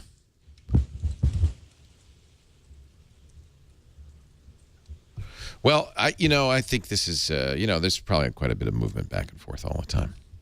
I have to say, speaking about the medical thing, one of the first sort of Google Glass implementations that I thought really made a lot of sense was the doctor who used it while he was operating. Yeah. And it brought up a bunch of patient information that was crucial to him while he was operating. He would have had to stop the operation, go to his computer, pull up the patient's info. It all happened while he was doing it. That makes total sense to me. But how much detail can you can't, the text has to be pretty big. You can't put a lot of lines of text on glass, can you? No, and he was looking at things like contraindicated sort of medicine or sensitivities to specific, I can't remember the details, but it was, fairly specific information. It wasn't reading an entire, patient history. Okay, Glass, search how to do open heart surgery. That's what you do. Okay, search Glass. Aorta. Oops. Where is that? Search YouTube. Search YouTube for YouTube aorta. videos. Aorta removal. Actually, the new head of Google Glass is a marketing executive, Ivy Ross. They need some marketing help. She has a rich tech background, served at Mattel, The Gap, Disney, Coach, and Old Navy in marketing. But she's also was working at Bausch & Lomb in the early 90s, vice president of design and development for Outlook Eyewear. But what are they? Are they marketing this product, or are they marketing some product to follow? Well, she's the head of Glass. Yeah, she's the head of the whole thing. Not just marketing; she's the head. Oh, the head, yeah. The head. I got somebody at Rochester Optical came after me in Google Plus saying, you complained a little bit about your glasses, Jeff. We have some really great lenses and frames. Want to try them? Mm-hmm. Sure, why not? So much money has been thrown into this thing. When I spoke at Google yesterday, when I put on glass, they were grateful that I put it on. Oh, there wasn't an audible groan? Oh, okay. No, not there. It's the one place on Earth. Well, but really, how many people were wearing glass in the audience? Like maybe 4.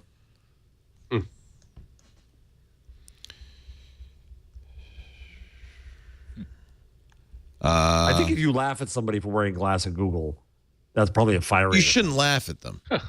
You shouldn't laugh at them, but you may not, be wearing it yourself. All right, that's it. We've talked it all. We've talked about every story. Is there any story you guys want to rehash? Mm-hmm. Anything you see in the list? All right, Jeff, we're going to get you a number. The Metafilter story was interesting. Yeah, that is. There's Kevin D'Artagnan Marks. Nice. What is that? What's the story there? Who made that? Wait a minute. Who's Athos? Who's Porthos? Who's Aramis? The Four Musketeers. You're Aramis. I love how Jeff has a net neutrality banner on. Look at that. That's awesome. That's nice. Yeah. Wow, it's taken me a while to parse all of this. I see. That's Darth. That's pretty good. Who did that? Here, let me check who in the chat room who I grabbed that from. Thank you, chat room. I grabbed that from Ben.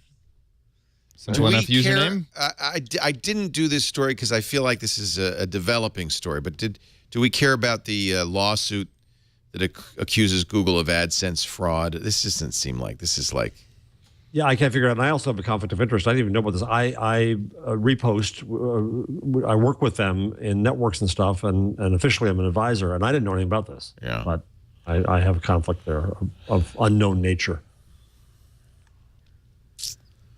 A lot of class action lawsuits are just really, kind of fishing expeditions. So I don't know what the evidence is that there is any fraud or anything done on AdSense incorrectly. People for years have said there's issues, but nobody's ever really got proof. So I'm going to dismiss. And part of the issue is that it's not very transparent. The only time you see the fraction is in the quarterly statements of how much the cost of sales was. If you use AdSense, you just have to trust that you're getting what you're paid for. Passing through most of the money. Yeah. Right.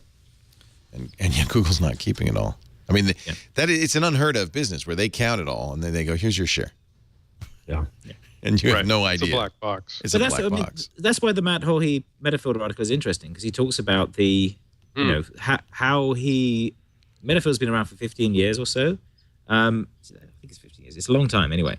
And he gives you a graph of the revenue they got over time, and you see these like steps in it where Google changed the algorithm. Because part of Metafilter is Ask Metafilter, which is people asking for advice.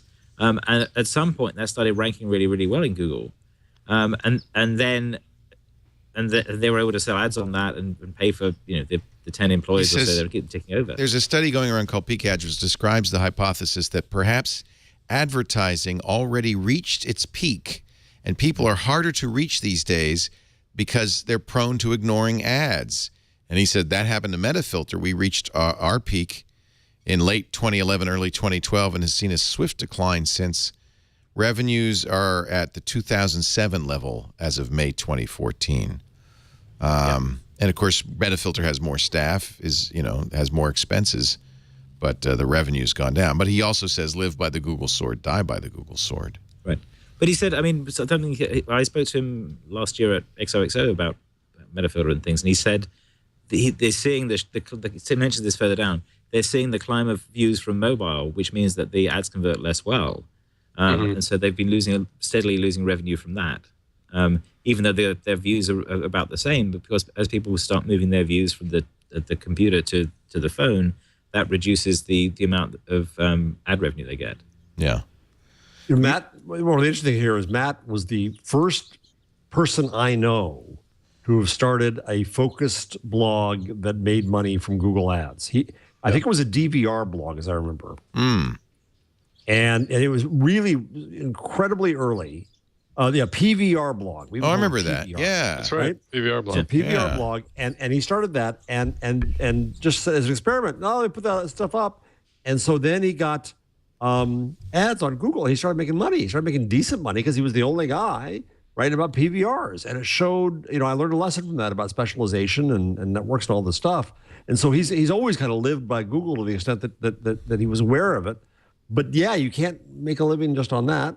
And you are vulnerable to bad players also coming in and ruining the algorithm for you, right? That's Content Farms. About.com is a decent company, but it got hurt badly by Content Farms learning from what it did.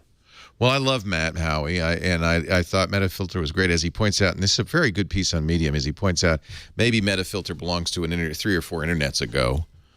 He's announcing layoffs, and he's asking if people want to help Metafilter. Yeah, I just put the funding link in the chat. Yeah, so fund Metafilter. Because the thing is, he charged a $5 subscription fee for Metafilter, but it's a one-time subscription fee. Right. And so that's that's the problem is if he's got ongoing expenses. So what he's asking is, please, if you want to send us money, that'd be great. I have to say that Metafilter does feel a little bit old school. And I say that understanding that someday Twit will be in exactly the same position where we'll probably have to say, nobody ever watches videos anymore. But I'm taking this as a reminder to go and look at it because there's good stuff there, and it's actually much more. It's always been a great community. Much more interesting than the stuff that comes through over Facebook. It always has been. And I don't know why Reddit would be any more out of date than, let's say, Metafilter would be any more out of date than, let's say, Reddit. I mean, it's very similar in a lot of ways. Yeah, it's a blog with comments with the good comment community, basically. Right. Dig in that forum died. So there is a half-life for this thing. Yeah. But I've always used, when I talk about online community and comments and so on, I've always used Metafilter as an example of one that's really, really successful. I mean, it has lasted a long time, and a lot of it has been just the community sort of policing itself. Right.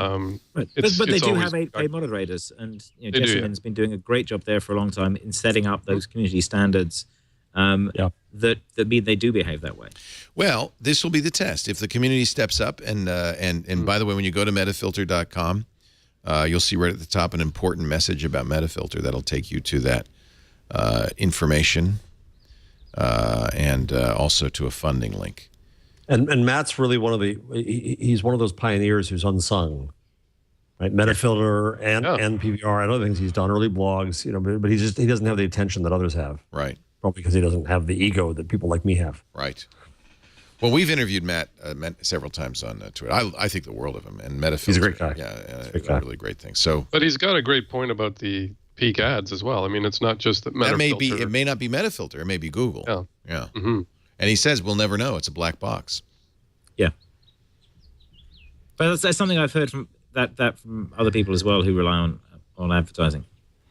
We do. It's one of the reasons we rely on ads that we sell or our partners sell, and we are very more inquisitive than mainstream media.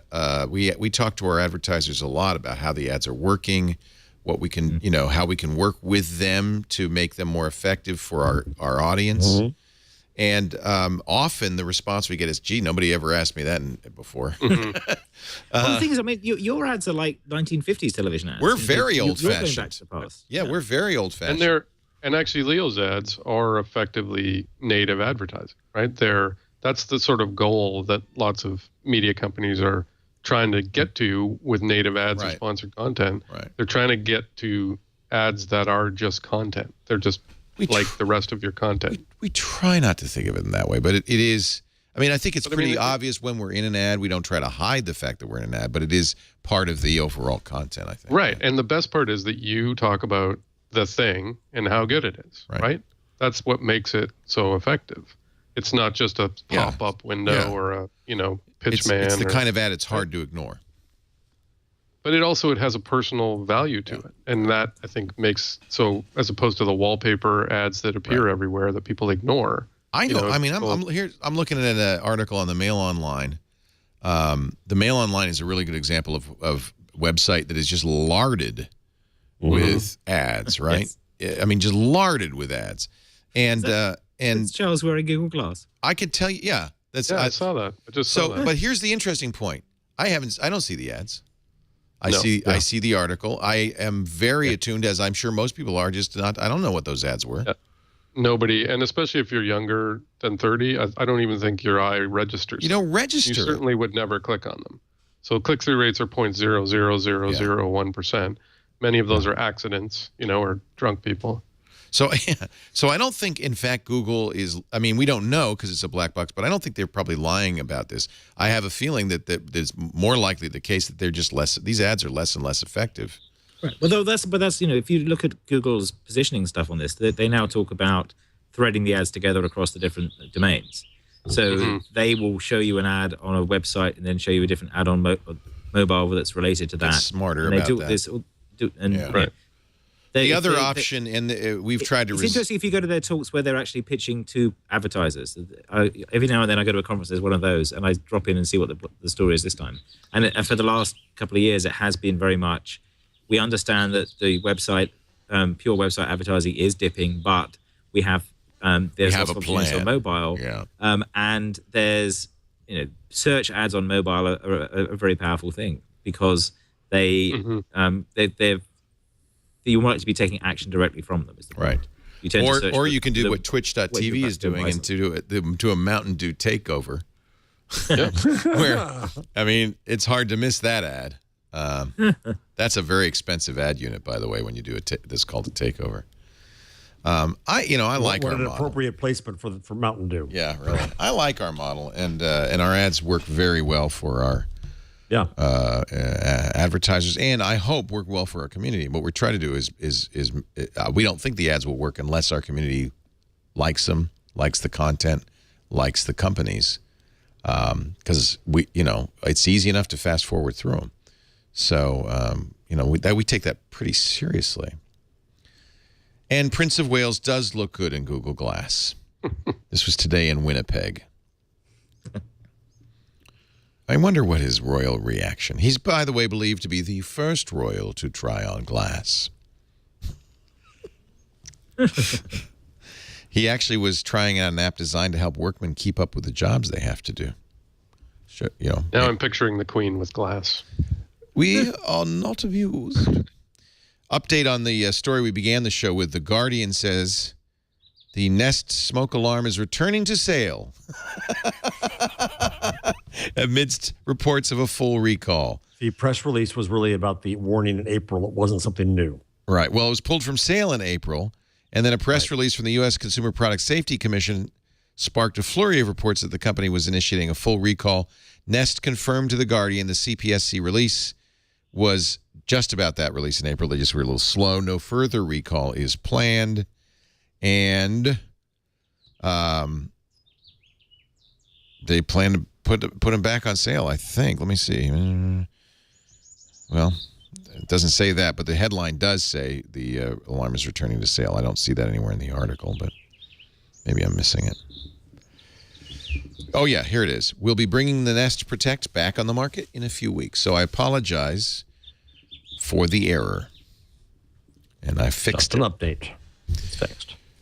We're going to get your tip of the week, your number of the week, your tool of the week, your anything of the week you got. Matt and Kevin, if you've got something for us, we'll take it. But first, a word from one of our fine advertisers, LegalZoom.com. See, this is an example because this is a company that provides a service that we think many of our audience would be interested in. If you think you might want to be starting a business or trademarking your brand, maybe you haven't done a will yet, maybe you're putting that off because you think it's too expensive, you should know about LegalZoom.com. LegalZoom is not a law firm. They provide you with self-help legal services at your specific direction. So if you visit LegalZoom.com, you'll see they do a very wide range of stuff. DBA, LLC, Chapter S, Chapter C. Our LLC, this company runs on an LLC from LegalZoom. I mean, it's still. And, because it was affordable when I was just starting up, and frankly, it works. You can register your trademark, monitor your trademark. All the business compliance stuff is there. Patents, too. Copyrights, too. For your family, healthcare power of attorney, very important if you haven't done that. Pet protection agreement, how about that? Living will, living trust, last will and testament, real estate deed transfer, all of this stuff, very affordable. An LLC for $99 plus the state filing fee. And you might say, well, wait a minute. Okay, you go through the questionnaire and he said, well, where should I do my LLC? What state? Or should I maybe be doing a Chapter S Corp instead? That's when you can connect with an attorney and get legal advice from an experienced attorney. LegalZoom is contracted with attorneys in every state for low, flat rates to give you the kind of advice you need. You can check the attorney's profile and read unedited reviews so you know exactly what you're getting. LegalZoom, they've been helping families and small business owners for 14 years. A+ from the Better Business Bureau. You could take it from me. You can trust these guys. They're great. LegalZoom.com. Use the offer code TWIG so they know you heard it here, and you'll get $10 off at checkout. When it's, maybe not right now, just keep it in the back of your mind when it comes time to get those paperwork filed, get the legal stuff done.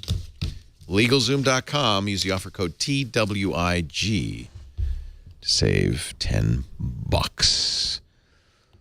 Guests first. Matthew, you got anything interesting? A story you're covering? A tool you like? Actually, I was trying to think of one, and I came up with the New York Times Labs have come out with a tool called Vellum. I don't know if you've heard of that one. No. VELLUM. I'm sure Jeff has because his beats. No, I haven't. Oh, no, it's so they didn't launch it or anything. I just sort of saw someone mention it, and so I think it's an experiment. But it basically pulls in links from your Twitter stream and sort of lays them out on a page. So it's a little like paper.li, or there was another one that did something similar, but it's very well designed. And I know after a couple of days not checking Twitter, I know that's hard to believe. I went back to try and to just sort of catch up and see if anybody had shared something interesting. It just pulls in your Twitter stream and pulls out links shows you who shared them. So it's quite handy, and it's very well designed and fast. This was very much a business one of my students was going to start, and she didn't. So, yep, you snooze, you lose. A simple reading list for the links your friends are currently sharing in your Twitter feed puts the spotlight on content. Links are ranked by how often they've been shared by those you follow. Hey, this is good. I'm going to try this. Yeah, I really like it. I've been using it for the last couple of weeks. This seems like something I could really let me instead of doing my regular Twitter account, I think I'll follow I have a links for Twitter account that is news. So this would be actually a very useful little reading list for me to keep up with the tech news. Retrieving, look at this. This looks good. Tech news today. Yeah, it's quite simple. Yeah. But well done. Now makes me want to go in and Oculus and Palmer Luckey being sued by CTO's former employer, ZeniMax Media, and id Software. Best new apps in the App Store. Silent Circle raises $30 million, moves to Switzerland. That's actually an interesting story. That's the private email system that Phil Zimmerman of PGP is doing with Ladar Levinson, the guy who was shut down by the Edward Snowden case. By the way, who wrote a spectacular and frightening piece in the Guardian about his story. It's really... Poor Ladar, he's really been bullied by the U.S. government, and not rightly so. We had him on Triangulation some time ago. He talked about that story, and there's a little more detail in the Guardian piece. Sad. Remembering as an extreme sport. Memory athletes. That's a New York Times article. This is good. It shows you the sources on the right. I like it. Vellum. It's at vellum.nytlabs.com. Thank you, Matt. That's a good one. Let's say hi to Kevin Marks. What do you got for us? Huh? I want to show you Bridgy, brid.gy. So this is another game. You're the guy who showed us 2048. This isn't a game. This is an indie web tool. Thank God. The 2048 is Bridgy, right? I can tell you that. Well, you distracted me about my 2048. I'm sorry. Did you ever see the nuclear fusion version of that? Did I stop? Just stop now. Stop right now. It's not too late. Let's do Bridgy, and then you can show us the nuclear fusion. So Bridgy, This is like internet plumbing stuff. Is this Tontex thing or is this something else? No, this is indie web stuff. So Tontex involved with founding that, but this is actually by Brett, who's built this. So what it does is it connects the stuff that you post on your own site back and forth to Facebook and Twitter and so on, with a series of different tools that we've built for indie web.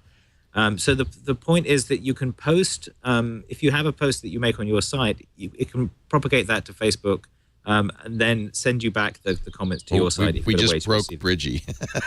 Oh, what did you just click? Oh, no. We snarfed it. The entire Oh, dear. Actually, the front page is okay. Just some of the links within. I will warn Ryan that you're doing that. Everybody go to brid.gy. We're going to do a little bit of a torture test here. Okay. So the point is, what it does, the point of these web mentions is that it's a way to communicate that you've commented on a site back and forth. So the indie web technique is that you write a post, I link to your post, and then I send a ping to you, to your web mention endpoint, to say I've mentioned your post, and then you can make that appear on your site as a comment. And this is a tool to make that trackback kind of, or it's kind of like trackback. It's more like pingback. Just trackback was not verified, so it was very easy to spam. Right. Whereas this actually verifies that the site has linked to you and makes the connection. And this is a concept that Indie WebCamp came up with called Posse. Yes, publish on your own site, syndicate elsewhere, or share elsewhere. Okay. The basic idea being that anything you write, you should primarily post on a domain that you control. Yes. And then post links to it or copies of it on other domains. Because that way, when if those other sites go away, you haven't lost your right. Right. And that's something I've been doing more recently. Previously, I've been using Blogger, which hasn't gone away, fortunately. but I've been using my own site and posting things there, and then copying them to Blogger or copying them to Medium and so on. It's a great idea. Dan Gilmore But I wrote don't about- do it yet with tweets, which other people do. Tantech does do it with tweets. I don't have a place to post tweets on my own site yet, but I should do that. But the point of Bridges is that it will propagate the network comments back to your open website, which means that if you've got something set up that is IndieWeb and that supports web mentions, that comments on that article on Facebook and Twitter and Google Plus and so on and Instagram will come back to you. And the thing that was just added was web mentions for large blogging platforms, Blogger, Tumblr, and WordPress. And there's a way to set that up so that when you write a new post on Blogger, it will send web mentions to any links that you mentioned in that post, so they can display them as comments on their site. And conversely, if someone mentions your post elsewhere, you'll get those comments appearing as part of your comment stream on that site. So it all ends up in the comment stream. Yes. Are there plugins, or do you have to? Or is it a? It uses the API, so it varies. Okay. Depending on which page you're using, there are plugins or there's API calls. So the Blogger one, it calls the Blogger API. I think WordPress is a plugin, and I think Tumblr is an API. But I use Discuss as my commenting system. I think Discuss does this as well. I mean, that was the whole point of Discuss, DISQUS. Right. Well, I'm not sure it does that fully, but it does some of this. But it's not using the same protocol, so it's not as you're then depending on another. The point of this is a switching point that replicates the web mention experience, which is a distributed protocol for these concentrated places. But the goal should still be that you're building web mentions in a distributed way, so that it's not dependent on this. But this is like it's a bridge. It's a way to connect these things back and forth. Cool. And it sounds like it's going to be impossible for a normal human to implement. You should talk about fragmentations. I don't know if we have time, but what's that? Fragmentations. Fragmentations. Fragmentations. Sorry, fragmentations. So fragmentations. This is an idea I came up with another IndieWeb thing, and the problem. Let me see if I can state this well. The problem is you want to link to something on the web, but most places on the web don't make it easy for you to link to part of the page. Basically, there's a couple of methods that you can mark part of the page as linkable. You can put a name tag or you can put an ID on it, and then if you put a hash sign after the URL and the ID, then you can link to that piece of it. Now, this is it's been in the web platform for a long since HTML2 or something. It's a long time, but the problem is actually finding those IDs is quite hard. You mostly have to do view source, or the site has to work to give you a link that you can get from it. And you can only link to the places where there are IDs. So what I wanted was to link to, thinking about the use case of linking to something, what you normally are doing is quoting them and linking to that quote. So you're saying somewhere in this long 400-page post, there was this quote that I thought was interesting. I'll cite that, and I want to link to that text. And so what I came up with was this fairly arbitrary syntax, which was instead of one hashtag, put two hashtags, and then put the words separated by plus signs. Which means it's human authorable. You can write these by hand fairly easily into the address bar, and then Jonathan Neal, who's one of the IndieWeb guys, wrote a script for this.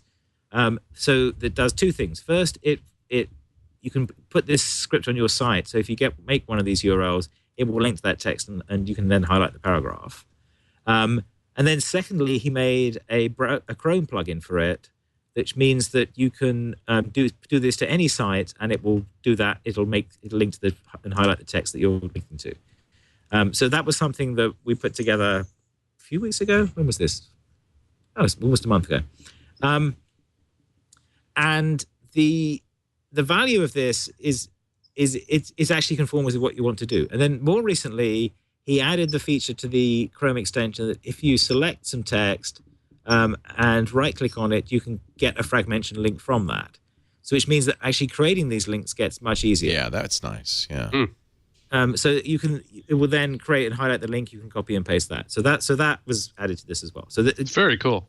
And what we found, the thing is, once we found that, then we added it to some of our blogs, and we added it to the Indie Webcamp wiki, and then we found we were using it all the time because it's actually generally you want to link to a piece, and you may not even with a wiki that's fairly well structured, you may want to link to a paragraph within a longer piece. And we found that this worked quite well.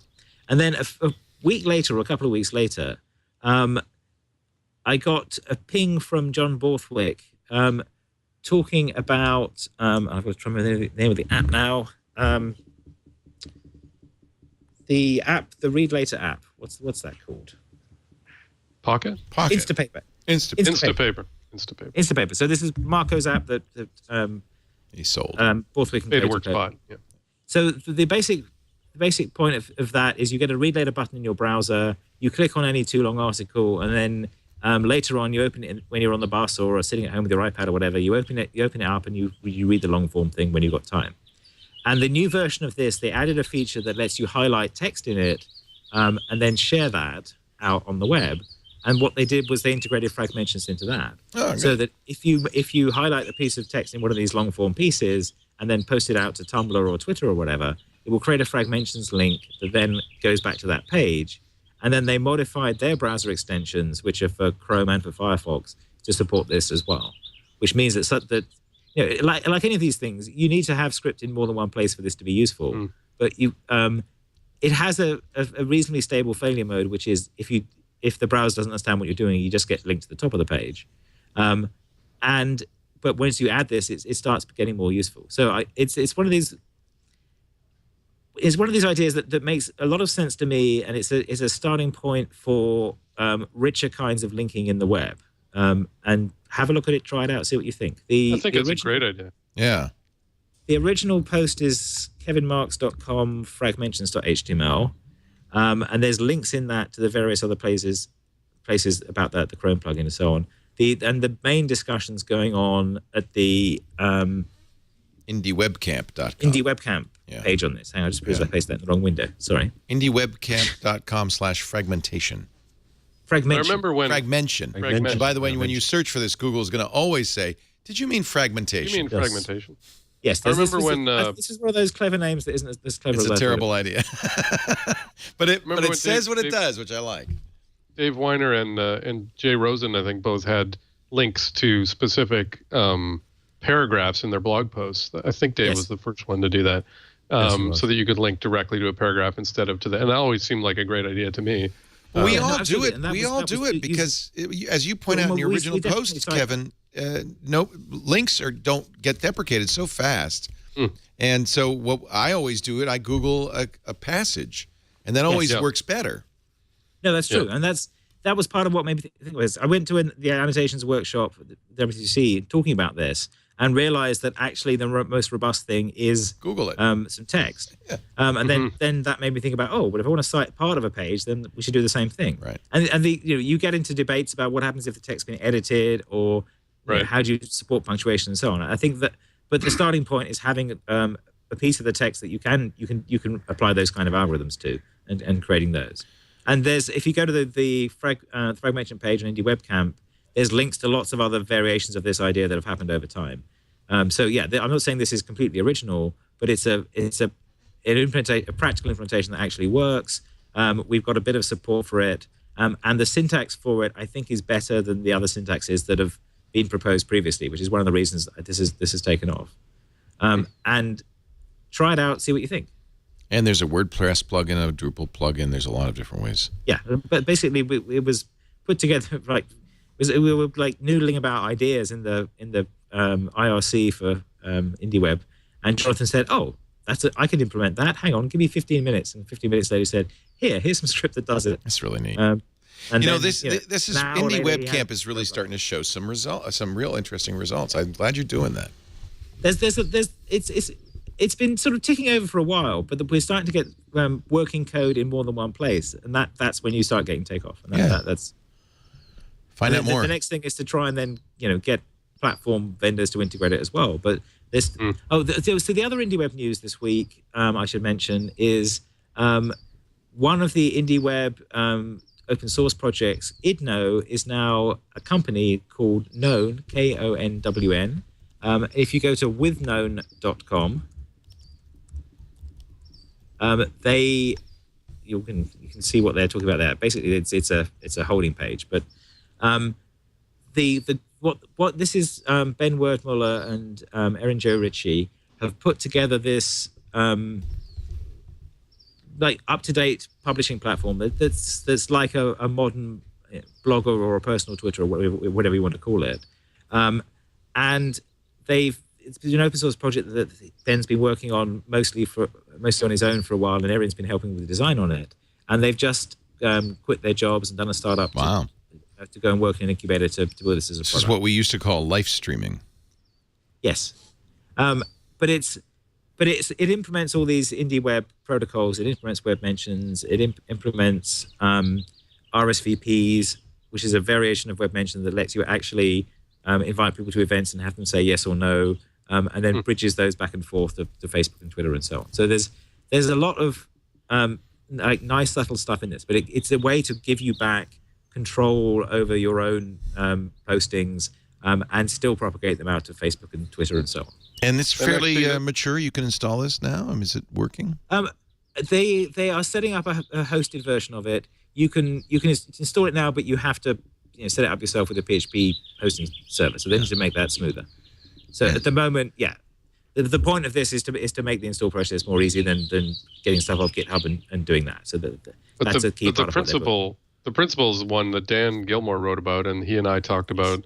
The idea that so many people have kind of moved away from a blog that you have that's your own, and are posting content on Google Plus or Facebook or Twitter or lots of places that are effectively owned by large corporations and are siloed to some extent, and that we're losing a lot of the sort of the principles that IndieWeb supports, where you kind of control your own content and you share it with whoever, but your site is the central place where it exists. I like this. And now I think maybe, when live streaming started, it was a little maybe early, but now that we are all using these silos aggressively in Instagram and Twitter and everything, it would be nice to have, this is a known stream, be nice to have somewhere that they could just all go that you own. Mm-hmm. Yeah. And it's remember FriendFeed? I loved FriendFeed. That was great. I miss FriendFeed. Me too. Problem with FriendFeed is nobody used it. They just ported their stuff into it. Yeah. Yeah. But that's the thing. So this is the other, in some ways the inverse of that. This is you post it on your own site, and then it goes elsewhere. Pours your stuff into Facebook and Twitter and G+. I like it, and I want to set up my own. I want to change my blog to a known stream. Excellent. Go for it. Ping Ben. He'll help you. Okay. Well, maybe I could just download it from GitHub, and we'll see what happens. Yeah. What the heck? All right. Jeff Jarvis has been very patient with his number. The lights have gone out in his house. Oh, that's right. It's darker now, isn't it? Yeah, you have to wave. Put that on. It's the middle of the night. Maybe my pink. The problem is if I put my hands up here, then my skin tone gets okay again. And if I put them out here, they don't. Why is that? Well, it's just hold your hands up. It's called your computer screen. Huh?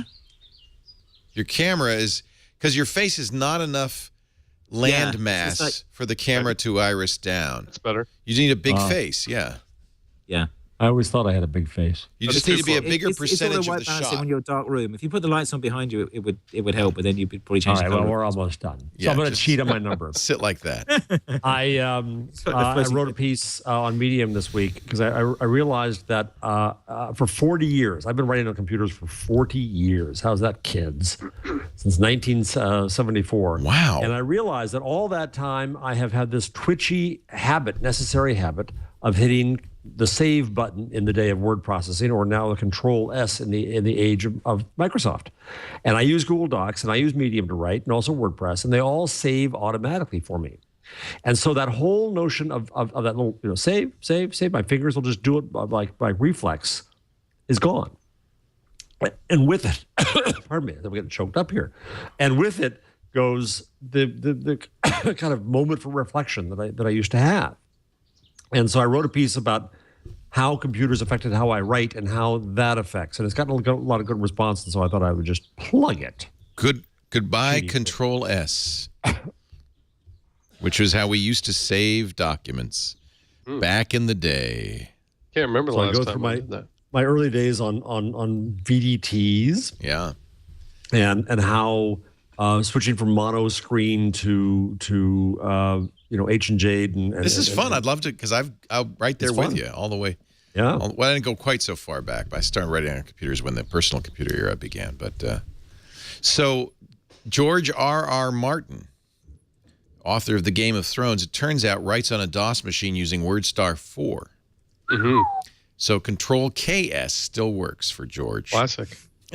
Wow. He revealed this on Conan the other night, and it was Control H. Wow. What did he say? What machine it is? Is it old K-Pro or? I don't know. What could possibly still run WordStar? Jesus Christ! Wow. Commodore 64. WordStar 4. My Osborne 1. 3 would be the classic. 4 is a little bit, modern. Too modern, yeah. So, Kevin Marks, I'm going to cede my time for my tool of the week to you for Nuclear 2048. Well, hang on. I've just got some breaking news. Breaking news. Breaking news is that this show is never going to freaking end. Go ahead. Apparently, AT&T messaging is being used to steal single-letter Twitter accounts. I just got this from Tantec, who has T. What? So I put a link in Orange to a tweet from Orange Photos saying this, and Twitter.com/J, which was Juliet Melton's account, has been taken over. Oh no! And so what you would, if you had AT&T, I presume the way this works is they opposes you with your phone number, and they get Twitter to send a reset command. Mechanism here, but definitely at least one has been taken over, and they may move on to other Twitter accounts. So turn on second factor authentication, everybody, right now. Yes, exactly. Not that would fix it if Twitter is letting stuff leak through, but there may be other. Maybe it's a chance. So has T been stolen? No, T hasn't been stolen. But J has. I think Teddy doesn't have a phone number, so he's safe. There's only 26 of you who have to worry about this. And underscore. He doesn't have a phone number? Add numbers is 36. Tantec doesn't have a phone number? Doesn't have a phone number? He's decided he doesn't believe in phones, and so he has a a thing that creates Wi-Fi from a phone account, and he uses an iPod instead of an iPhone. Okay. He's always slightly ahead of his time, Tantec. He has his own way of doing things. He sure does. Matthew Ingram, always the journalist, digging deeper. He jumped right on that one. He doesn't have a phone number. Matthew is at Giga. Oh, wait a minute. Nuclear 2048. Okay, so the summary of Tantec just said, if you use AT&T Mobile for your cell service, make sure your phone number is removed from Twitter, Gmail, Facebook profiles, and so on. Because if you are using the SMS for two-factor auth, that means you can be taken over. In fact, make sure you don't have your phone number on financial institutions. We talked about this on Security Now yesterday. Fellow demonstrated how you can bypass second factor authentication what I did as a result is immediately removed all my phone numbers from the second factor authentication page on Google.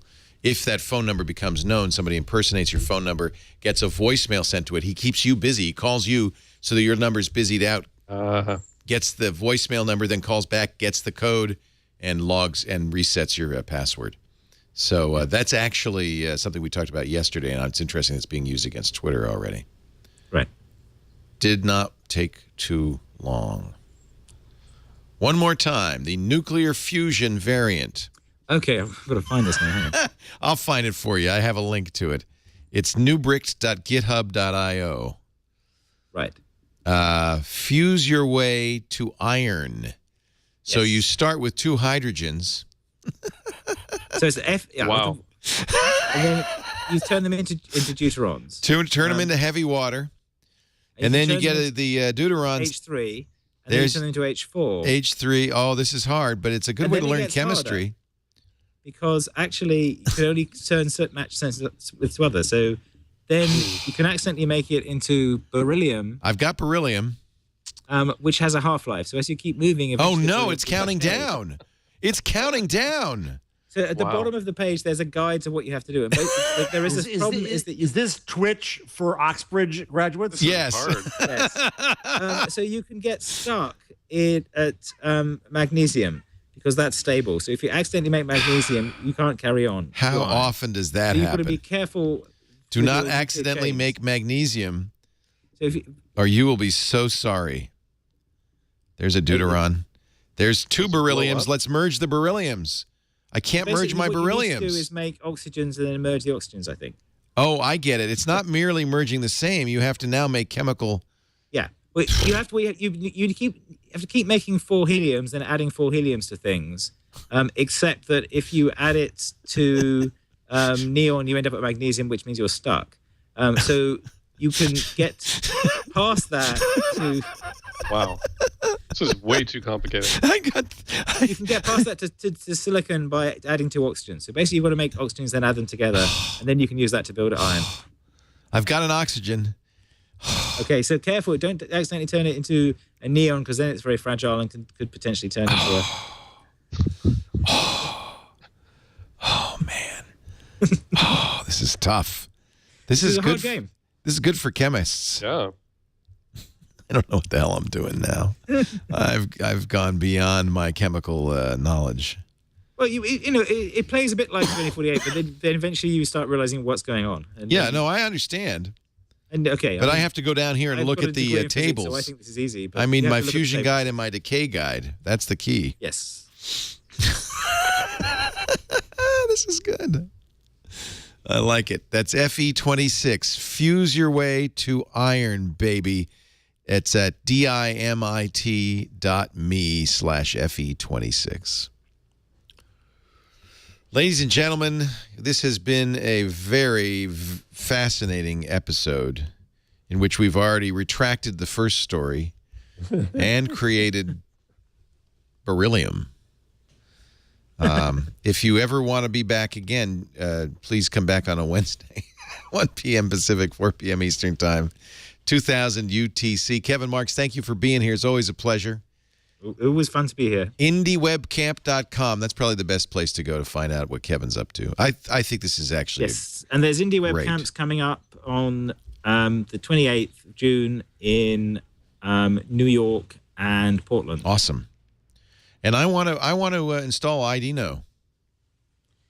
Or no, or IDNO. Or known, as it's now called. Known. Because apparently nobody understood what IDNO was. What is IDNO? IDNO. IDNO. I don't know. But I'm going to try that right from GitHub. I'm not going to ask for any help. I'm just going to see if I can screw up my server real good.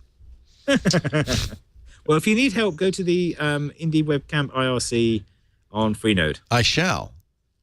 That's easy enough. Yeah, Secret instructions. This is why we love technology, my friends. All you people on iPads, you're just going to have to suffer without us. He's sitting in the dark, but he is not in the dark in his mind. His mind is a bright beacon of hope and a light for all of us, casting its warmth and its shadow. Looks like the floating head on Red Dwarf now. It's like Holly. Jeff Jarvis, professor of journalism, City University, New York, BuzzMachine.com, the author of Public Parts and What Would Google Do, and the giant head on Red Dwarf. Thank you for being here, Jeff. We appreciate it. Thanks for rushing back for the show. I really appreciate it. Matthew Ingram from GigaOM, Great to have you as well. Thanks for having me. If you miss any of these shows, you can get them all on demand at twit.tv/twig or wherever you get your podcasts. There's lots of places, including iTunes, of course, Stitcher, and the like. But we also have apps on all the platforms, and I highly recommend you find one of our apps. They're all third-party, independent developers, but they're all great people and they work hard, and those apps will help you get every single episode of our show. Thanks for joining us. We'll see you next time on Twig.